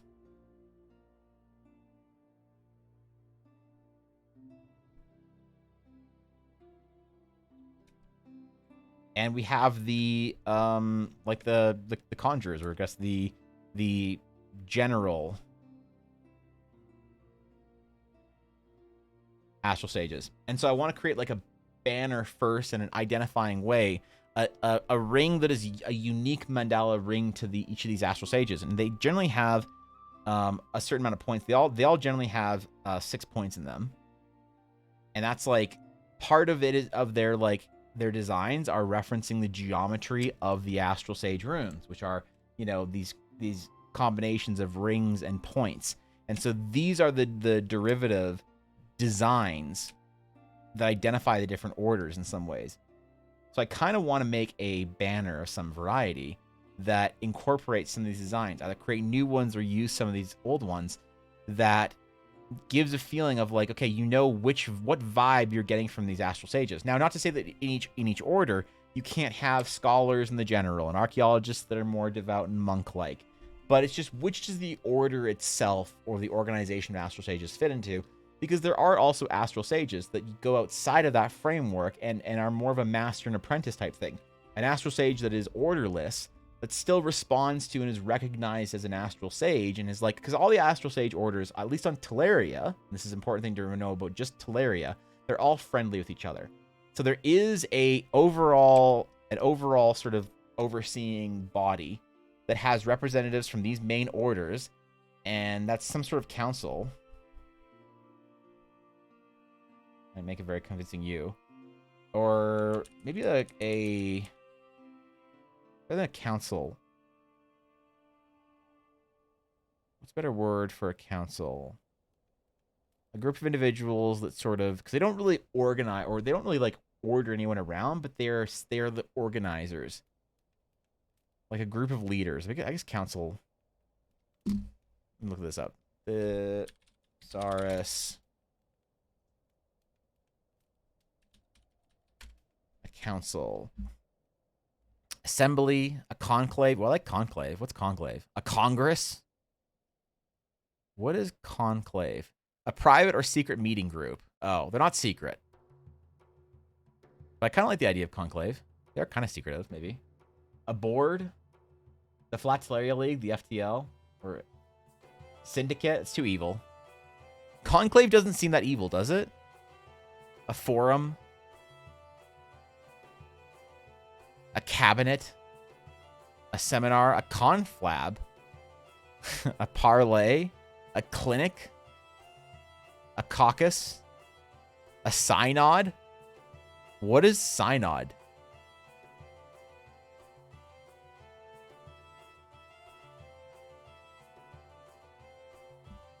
Assembly of bishops in the Roman Catholic Church, the governing assembly of Episcopal province, a Presbyterian governing. So this is like a religious thing, which we could use.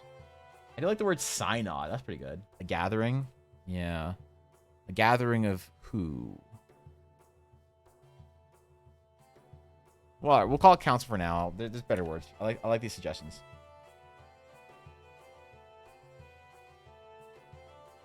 Called a council. And the council is sort of overseen by one individual, and that individual carries the title.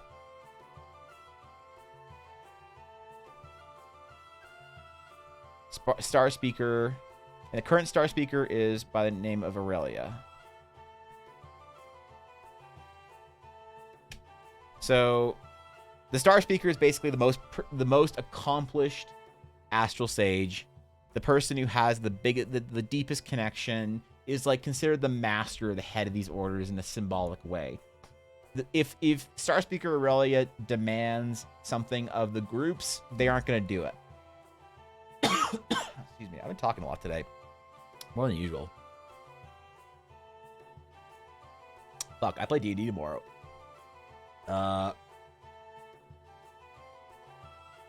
The astral orchestration. That's save that term. We're gonna call that something. The astral orchestration. It's embarrassing to admit that I finally now know what the ring things are. Why is it embarrassing? I never talk about it. If you're embarrassed that you had no idea what they were, don't be embarrassed because my dumb ideas. There's nowhere you can go read up on it, and it's not like I talk about it every day. You know, I go over this with the benefit of people who don't know some of the lore can understand sort of what the basics are that we're working with. Congress would be pretty good, but I feel like if I call it Congress and people get mad, anytime you say the word Congress, it just evokes a feeling of anger in Americans. Yeah, Europeans and Canadians, we don't care. We think it's cool, but I don't want to upset the Americans. So Star Speaker is a somewhat ceremonial term. Like there's a great deal of respect and reverence for Star Speaker Aurelia, and she is in a position of power and respect. But it is a power earned and respect earned.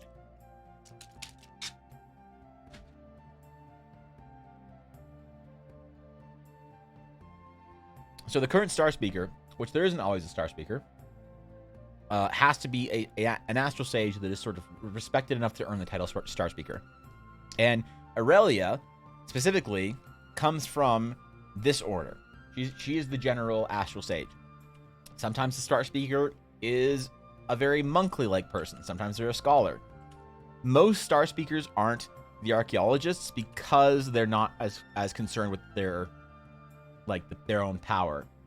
Most Star Speakers themselves are very much conduits for astral energies, so they're often from either the general or the monk, sometimes a scholar, or they come from their own like tradition. So then you also have in here, kind of off to the side ish, you have the randos. And this is somebody who knows the astral ways or has a small congregation. A congregation. Congregation is a good word. They have a small congregation of members in their little troop or whatever it is.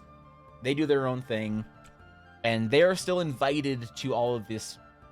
Whenever there's any kind of a summit or whatever, a sharing of ideas, they have kind of a bit of a convention at these temples whereby they host astral sages from all over the world to talk about their findings, to talk about their new breakthroughs, their discoveries, their awakenings, to teach people, to meet and exchange knowledge. And it's very, being an astral sage, you have an identity in your group here, your order, your organization, your covenant. I don't know what to call this. If I call it covenant, I'll upset the World of Warcraft players, and I don't want to upset them.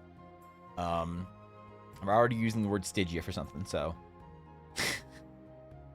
So I need to create a individual brand for all of these. So that we can kind of find their own identity, so that players who play the Astral Sage understand that there are many different ways to play an Astral Sage. There are many ways to play an Astral Sage, that you can be focused or not focused on certain details, that there's no moral alignment with each one of these. There's no, like, Astral Sages on other worlds would be conflict driven. I just want to point that out. That one of the criticisms of Teleria is that there's not much human or mortal conflict between each other. There's no great warring states. There's no great angry groups of people that are trying to like snuff out the other Astral Sage covenant. That exists out there. Teleria, for me, is a world that I can create. It is the player versus the environment. Player versus the world. You going on your adventure, and it's an open world to you. Because the problem is when you have conflict, you close parts of the world off. You have an entire, empire that occupies the north half of this continent, and it's dangerous there, and you can't go there because they're at war with everyone else. Very much like Eorzea and the Garlean Empire. It's like there's an entire section of the world that you just can't go to because there's an angry empire there. Now, it's cool. That's an awesome storytelling tool. But in Teleria, I don't want anywhere to close off the world. I want it to be completely open for adventure. This is our general place of adventuring, our first steps into Eldara. The goal for Teleria is not to tell an in-depth story, an in-depth narrative that the players can be a part of if they want to or not. The goal of Teleria is to create a big, wonderful sandbox. And if you as a GM want to have, like, the Shattered Seas at war with Stonemark, like, okay, whatever, man, go for it. It's fucking sick. I want to hear that story. So the Astral Sages they're very friendly. I don't want there to be an immoral association. Like, if you love the idea of being a general Astral Sage that takes into consideration all of these different things or whatever, but you don't want to have the moral alignment of, like, oh, but they're also kind of evil. You don't have to do that. Paladin orders, for instance, and I'm basing this loosely off Paladin orders. The Paladin orders are different because the Paladin orders will have a bit of a moral alignment between being very zealous and controlling or being very free and individual or whatever it is. But the Growlhammer, their whole thing is selfless dedication to people around them. So they are the heroes, they are the knights, they decide that they're the ones that will stand against the darkness for, if not them, then who? Whereas the Duskwatch are more morally ambiguous because they, although yes, they guard against the evils beneath the Shattered Sea, they don't really leave their island all that often. They're kind of a paladin order that's been established to guard that island for some reason.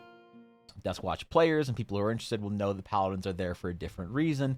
They are there for their own benefit and their own charge to guard something on the island. They just sort of mask themselves as guarding the entire island and watching other people. So being a Duskwatch paladin and being a Growlhammer paladin is very different.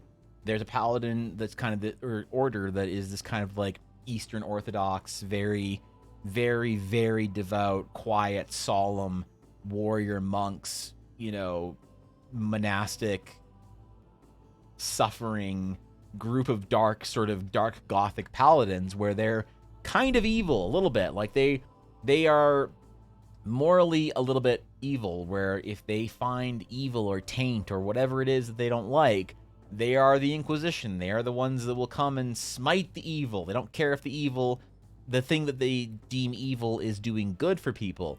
They will see it and say, that's heresy. We're gonna destroy that from our world.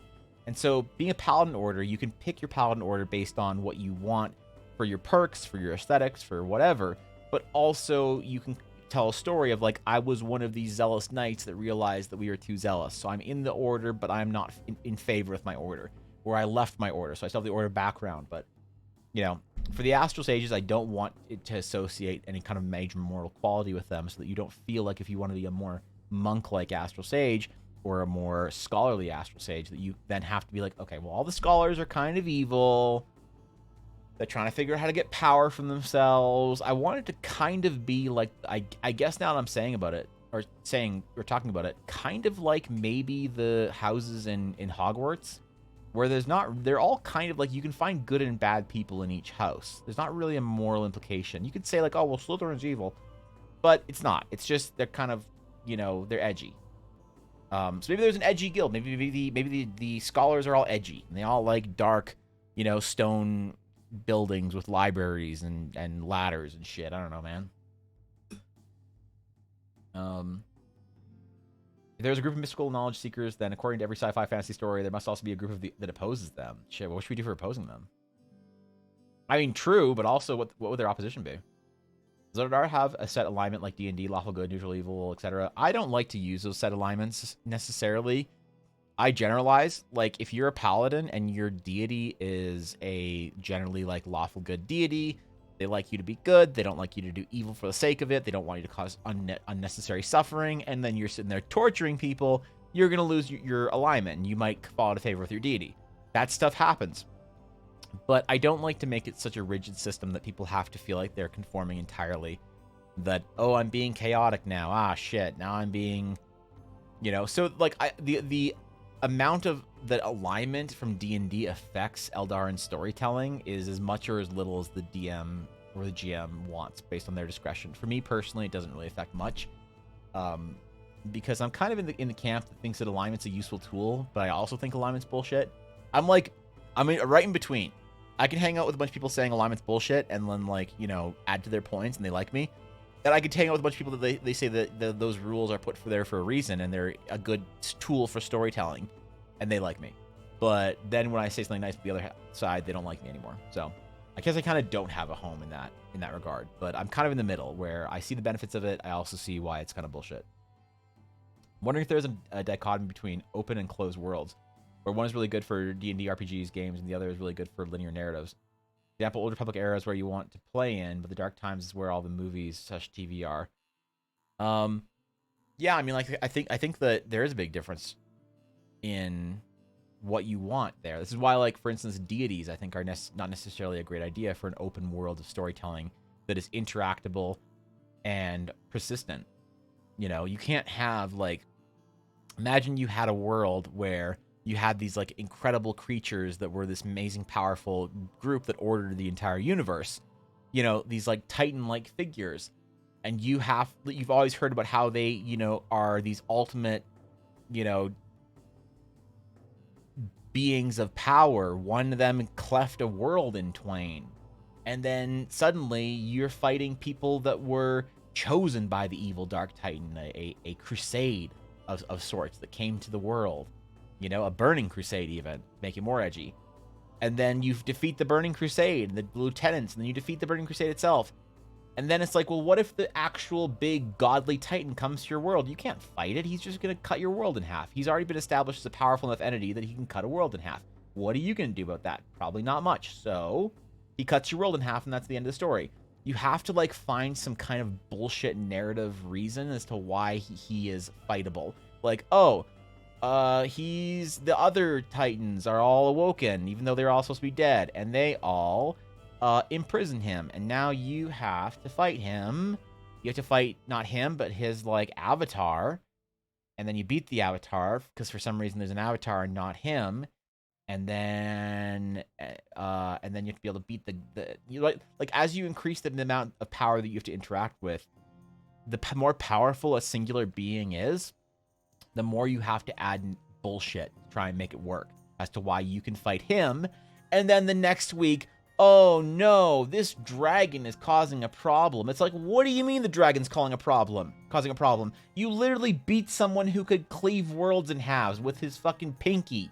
What's this tiny storm dragon, Raza who asked, doing that anyone gives a shit about? Why should this be a difficult fight? For MMOs and things like that, it works because nobody cares about the story at the end of the day. They care about the content and the game. That's fine. But for a world where the story is the main driving factor, like, you know, Star Wars or Eldara or Lord of the Rings, you can't necessarily have an interaction with these beings of immense power, right? Like, you have to have a separation in that Gandalf is not one of the... What is Gandalf? He's a Maiar, or the Maiar are his bosses? I forget. I don't remember all the terminology in Lord of the Rings extended whatever mythology. But, right, like, Gandalf is not a god, and neither is Sauron. Right? They are fallen angels, basically. But the gods don't interact with the world. But if you have a persistent storytelling game, when you have to make the stakes higher and higher and higher, like, how do you tell a story of the Lord of the Rings? And then what's the expansion after Lord of the Rings? So imagine the first expansion is the Fellowship of the Ring. What's the next expansion? What's the next dark threat? You beat Sauron. You defeated the ring, the whatever, like, what's the next thing you do after that? Well, you have to have a progression in badassery in a persistent world whereby no one is ever so powerful, they snap their fingers at any conflict and it disappears. And so things like Star Wars, like Old Republic versus like the Dark Times, I think that is a good observation. That's why we like playing the Old Republic, because it's open, it's expansive, there's all this crazy shit that happens, and you defeat it and whatever. But, like, the Sith Emperor in the Old Republic is still only a little naked dude just waddling around. And you're like, damn, put some pants on, bro. And the Sith Emperor became bullshit when they made the Valkorian stuff happen, right? And then it's like, okay, that's bullshit. You can have the Sith Emperor, and then you're like, okay, and a new Sith Emperor comes about, or that whatever. That is as powerful as the previous Sith Emperor by these means. They also have this giant Sith fleet, and you're like, okay, that's crazy. I'm going to go defeat it just like we defeated the Sith Emperor. But you can't level up the Sith Emperor to, like, now it's a Sith god. Unless you're playing Dragon Ball Z, in which case that's part of the meme, is that constantly leveling it up. But Dragon Ball Z is a narrative story. It's not a persistent world you can tell stories in. What am I trying to say? The individual can still have an impact, I guess, on it, right? Also, part where we dealt with the Grim Reaper. That was a nice side quest. Yeah. We went to the Shadowlands to, defeat a toy robot? If you guys didn't get the reference, if somebody's confused, I was shit-talking World of Warcraft storytelling. Not because I don't love World of Warcraft. I love World of Warcraft more than most things in life. But we can look at the problems of World of Warcraft and understand why it works for an MMO, but it doesn't work for a narrative-driven game like Dungeons & Dragons. You know, or a narrative-driven world like Star Wars or Lord of the Rings. But Lord of the Rings is kind of in between a single narrative and a persistent world, so... Like Marvel's a problem now since Thanos is so powerful. Well, Marvel's always had a problem, not just because Thanos, but because there's always a scale above him, like Galactus. Like, you know what? I love the argument. And I'll just pose the question: who would win in a fight, Galactus or Goku or Superman? Goku, Superman, Galactus. Who would win in a fight? And you just have these beings that are just so unreasonably powerful that you can't interact with them. You as a player can no longer interact with these things because they're so powerful that you yourself would have to be so powerful you can snap your fingers and the world can change. And then suddenly it's a really bad place. Like yeah, Marvel. Well, I don't know if I'd call it a problem that Marvel has, because Marvel's a linear narrative. And if they want to keep raising the stakes and raising the stakes and raising the stakes, they're going to run out of stakes after a little while. But I think they're still raising them. I don't know. Maybe after Thanos, any other, like, I don't know what's the current, like, is there going to be another Avengers movie? For anyone who's like still listening to this shit that Marvel's doing, which is fun, whatever. I don't mean, when I say this shit, I don't mean like it's bad. I just mean like who's still invested in Marvel, which is, I hope people are, and it's a lot of fun. And I'm not disparaging anyone for being still like on it every single time there's a new Marvel movie. What are they setting up? What is Marvel going for with the next thing? You beat Thanos, and then aren't there movies after Thanos? What is the current like villain arc? Like, we knew that like Ultron was coming for a while. We knew that like Thanos was coming after a little while. It's like, oh god, you know, Thanos is gonna be crazy. What's the next thing that they're setting up? Like, but that's something they keep needing to jump the stakes forward and more forward. It's hard to do when you're creating a persistent universe where players should be able to interact with something over a longer time period. Good question. There's also what J.R.R. Tolkien didn't know. So there was never a follow-up finish after Lord of the Rings. Yeah. Which is an interesting idea or interesting thought, but you have to wonder then, like, how do you keep jumping the shark, I guess? Wizards of Glasses, well, if it was Superman Max, I don't know. Superman at his most powerful, Goku at his most powerful versus Galactus. Kang the Conqueror, I actually don't know anything about Kang. I hear the movie's gonna be good. Baby Yoda wins just because cuteness overload? Yeah, Baby Yoda has Beskar armor and you're fucked now. Oh, Mandalorian's today, isn't it? It's Wednesday. I usually wait till Friday to watch Mandalorian. I think Ellen and I might watch it today because I am dying to know what happens in the last episode. So we might actually watch it today. It's a guy who has a mastery of timelines and has infinite alternatives of himself. Wait, what? Who is? The next thing? Technically, they already did Galactus with the Silver Surfer. Did they? Was the Silver Surfer a movie? Silver Surfer movie. Fantastic Four: Rise of the Silver Surfer. Oh, that doesn't count, does it?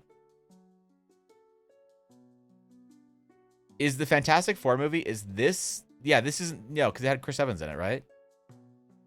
So this doesn't count into current Marvel canon, right? Or is Silver Surfer in the current Marvel MCU? It isn't canon? Okay. Raising the stakes is something that sounds okay out of anyone's mouth, unless they're called Vlad, I guess, or Brain side quested. Yeah, there you go. That's fine. That's fine. Acceptable side quest. Spoilers for what? For what? Sorry, what did I spoil? Baby Yoda's wearing Beskar. That episode came out like last season, where he got his fucking little vest, got his little chainmail vest. Fuck that shit. I'm not. We can spoil Mandalorian previous seasons. We're allowed to spoil the previous seasons. All right.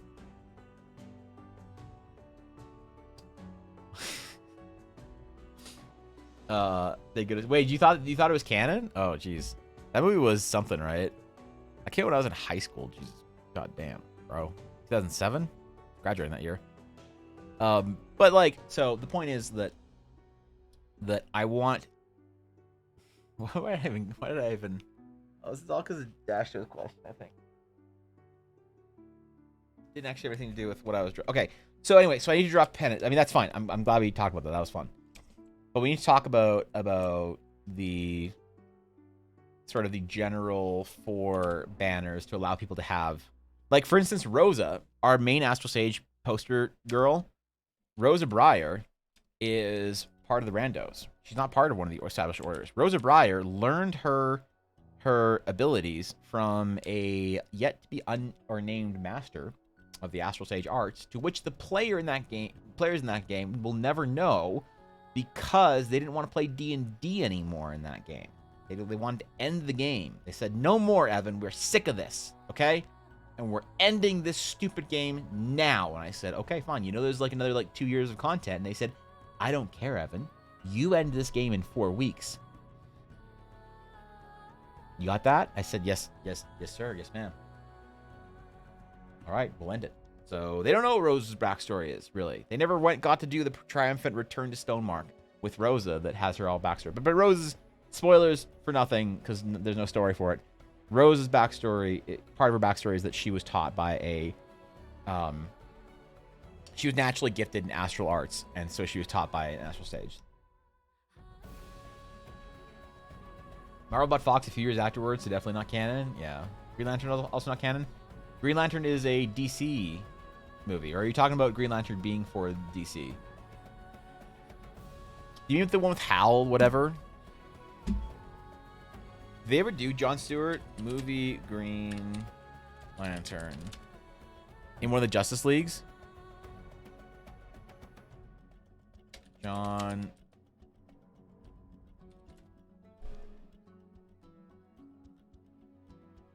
Because Jon Stewart is my Green Lantern, man. They had Jon Stewart at the bait. Wasn't it Jon Stewart, like... Oh, fuck, I don't remember. Whatever. That's my Green Lantern. That's the one I grew up with. No one cares. Okay. So I wanted to create a different sort of banner.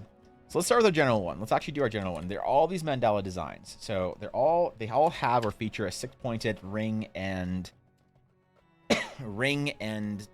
star pointy bits part.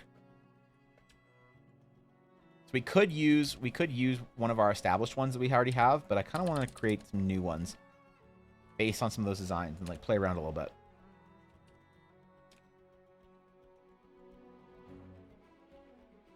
Also, what the fuck?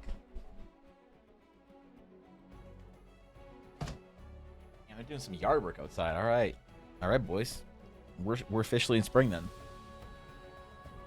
I thought Marvel, it was Marvel, so definitely not canon to the Marvel universe. Yeah, I wasn't sure if you were talking about he not being canon to DC. I've heard very mixed things about DC though. People say the DC MCU, the DCCU, is PogChamp. Other people say it's like pretty garbage, pretty trash. I feel like there's a lot of mixed feelings on how DC has been doing.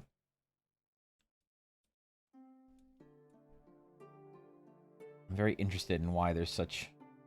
I mean, I ain't watching that shit. I'll be honest. I'm just probably not going to.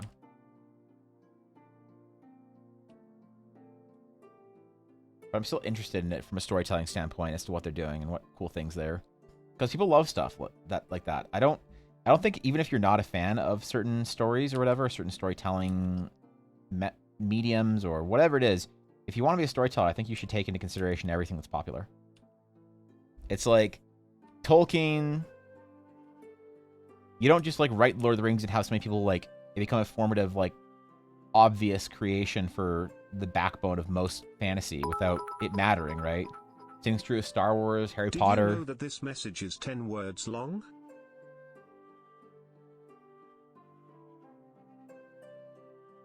I had to check. I wasn't sure if you were debating me. Well, now I do, Aduria. Thank you for the... Wait, is that the new meta? Don't tell me that's the new TTS meta. It's just saying how long a TTS meta message is.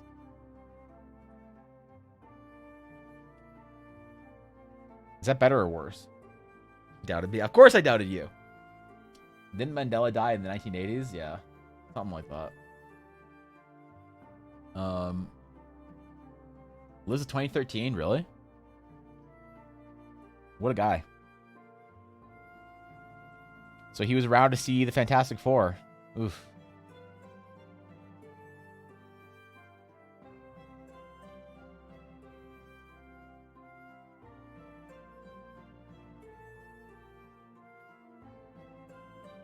They love their pointy leaf designs.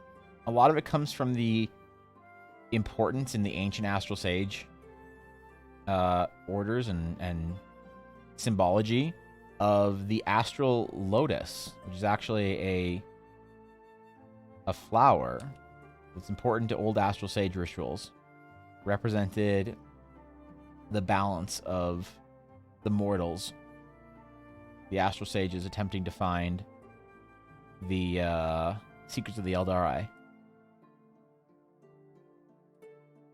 Which I know the lotus is an important symbol in a lot of cultures, and I wonder why.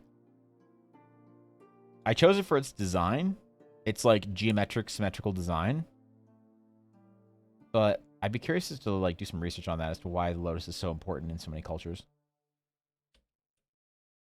Which probably did subconsciously affect why I chose it, not just the design. All right, Not. Have a great rest of your day. Enjoy whatever you're doing in your solitude. Hope it's productive. Hope it's fun.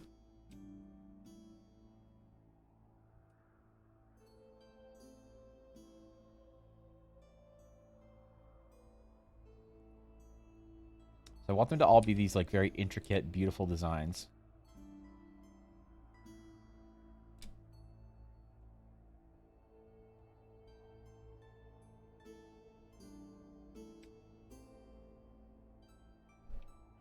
And then we can place them on some kind of a banner.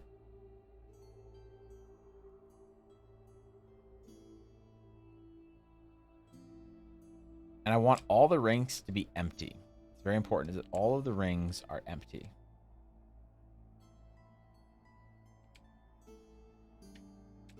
There's nothing in the middle of them. Because the emptiness is the place that represents the astral aura.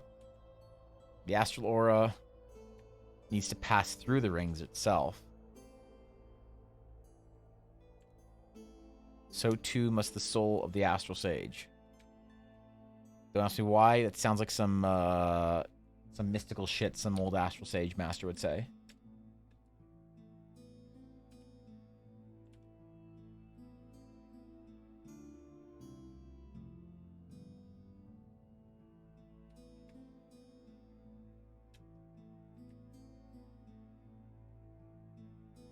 Now, also being part of the orders is that they are not culturally associated directly with any like one country, area, region, race, anything like that. You'll find everyone from elves to the red hobgoblins of I don't know if there's hobgoblins to any you'll find everybody in every order. There are some orders that have their like order hall, their location headquartered in certain areas of the world that you'll find more like elves than not or whatever. But I don't ever want it to be the kind of thing where it's like, oh, this is the elvish one, this is the dwarven one. In the eyes of the astral sages, everyone is descendant from the Eldari. And it is thus everyone's collective right to pursue the knowledge of the Eldari. But I'm sure if you go to other worlds in Eldara and find other orders that study astral magic, like there's definitely a evil version of the astral sage at a different order somewhere off in the world. And that's actually one of the main story points, is that there are like sort of dark sages that there are places in the sky that are sort of forbidden to try and get your magic from because there are evil, ominous presences. And the magic will sometimes carry with it it'll like either pass through or originate from a place of great evil in the sky. And that's bad because it then taints or colors or flavors all the magic that goes through it. So you try and like summon a fireball, and you end up summoning a demonic fireball or something. To give just a lame little reference. So there are certain areas that the Astral Sage has to know that like, oh, we don't pull our magic from there. It's a powerful celestial body, but it's not, like, we are not aligned to that. Because it's dangerous. It is forbidden. There were elders that forbidded it. I get the straight lines. Do you use a tool or is it just skill? Oh, straight lines. If you hold shift, you hold shift in Photoshop, it'll create a straight line. So my hand's going in circles. You know, my hand's going in circles across the page, but it's still creating a straight line. So most drawing programs have something like that. If I were to try and draw a straight line, it'd be pretty wavy. See that? My, like, attempt at a straight line is not going to be anywhere near as... right? As nice or as... I mean, the one on the left's not bad. The one on the right's pretty rough, though. Doggo time? Alright, enjoy. You got these things nowadays usually made of hard plastic with a scale on the side, known as rulers. Very hard straight lines. Well, I know there are artists that used to use, like I used to use, there's like a drawing program that I think it might have been Psy, that you couldn't do straight lines in. I don't know why there wasn't a tool. So I'd have my tablet, not like a big display tablet like this, like a shitty little, like, I shouldn't say shitty. A little, an Intuos, like a non-display tablet, and I'd put a ruler down on it. And I'd have to do that with my, so I mean, you can do it. You can use a ruler. Prerequisite to graduate from art programs, you need to be able to draw millimetrically straight lines and perfect circles first try. My circles aren't great, I don't think. I need to like practice them up a little bit. It's like a thing you can't just like pull out of your ass. You have to like do a couple. Yeah. It's mostly because artists, there's an arc of your arm when you're holding a pen. Let's see, an accurate arm for me. There we go.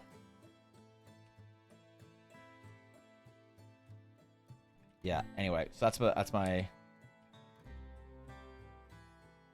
there we go. Yeah. That's my anatomically accurate arm. When you're holding your pen, there's an arc that you can make with your arm like this, which is the most comfortable shape because your arm's just doing this. It's swiveling from the elbow. So that's why a lot of times if I have God, forgot I was on symmetry. If I have a piece like this, so like for instance, this line right here, I didn't draw like this. I didn't draw in this arc from my arm, right? Because you have to like go. It's from your shoulder. The most delicate and detailed like lines, you get finer and finer in your motor skills. So the very finest work you can do is based just solely on your fingers. Most artists. Then you have your wrist. Right? You have your wrist and your wrist movements, and then you have your arm movements. But the problem is then you have your shoulder movements and you have your torso movements. I don't know many artists that paint from the torso. But regardless, so that's why if I'm doing a shape that is that like sort of upward swooshing arc, I'll flip the canvas over to still maintain that same arc, right? Even if I'm drawing a line that's a straight line, I'll still typically flip the canvas so that I draw a straight line like that. Because like that's a pretty straight line, man. That's not bad. Like that is, hold on. That is the line versus the straight line. That's not a bad freehand straight line right there. Right? It's harder to draw a straight line like top down than it is like left, like horizontal. And you'll find your strongest straight lines like this. You'll find your weakest straight lines like this if you're right-handed. Because this requires the most. This is from your shoulder, this is from your elbow, and this is kind of from, I don't know, combination.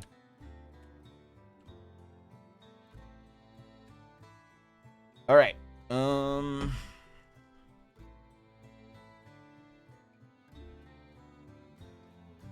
So I want each one of these to be kind of unique, though. I want the general one to be the most Astral Sagey. Must be some Astral Sages who are too interested in the forbidden stuff, some rogues or something. Yeah, I mean, the thing is, I don't know what.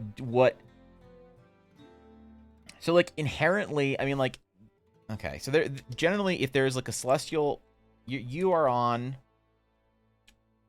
a Teleria. Hold on, we need a little world circle there. There you go. You're on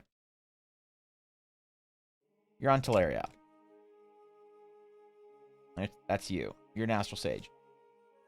So you want to cast a fire spell, let's say. So you need an astral ring that converts magic energy to heat. You need an astral ring that converts the energy to a shaped form, right? It's like a ball or something. And you need energy that or a ring that does like momentum to like press the spell out. And so you conjure all this like astral aura, you know, from who knows where in the galaxy. You might see this as a galaxy. Or maybe this is a constellation. Maybe this is like you aim at the eyes of the Crumb, the Great Crumb. It's a constellation.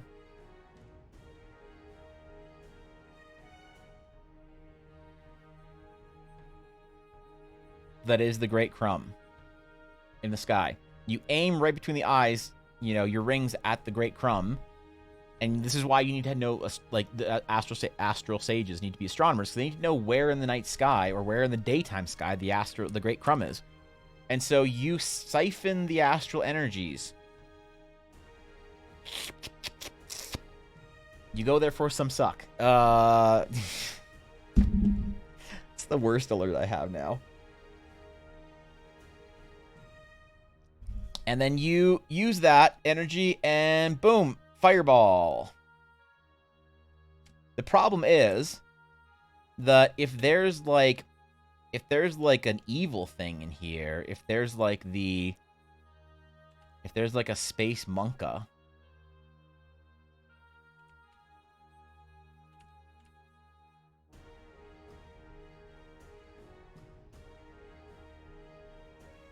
and it's an evil space monka, right? And it's in between you and the Great Crumb, then guess what? Everything that goes through, all the astral aura, the light that is emitted in all directions, the astral aura that comes from wherever this is, whatever this is, maybe there's some astral sages believe that there is a deity at the center of it, and you're pulling the deific magic. Some believe that there are portals or pockets to other dimensions. That's where you're pulling the magic from.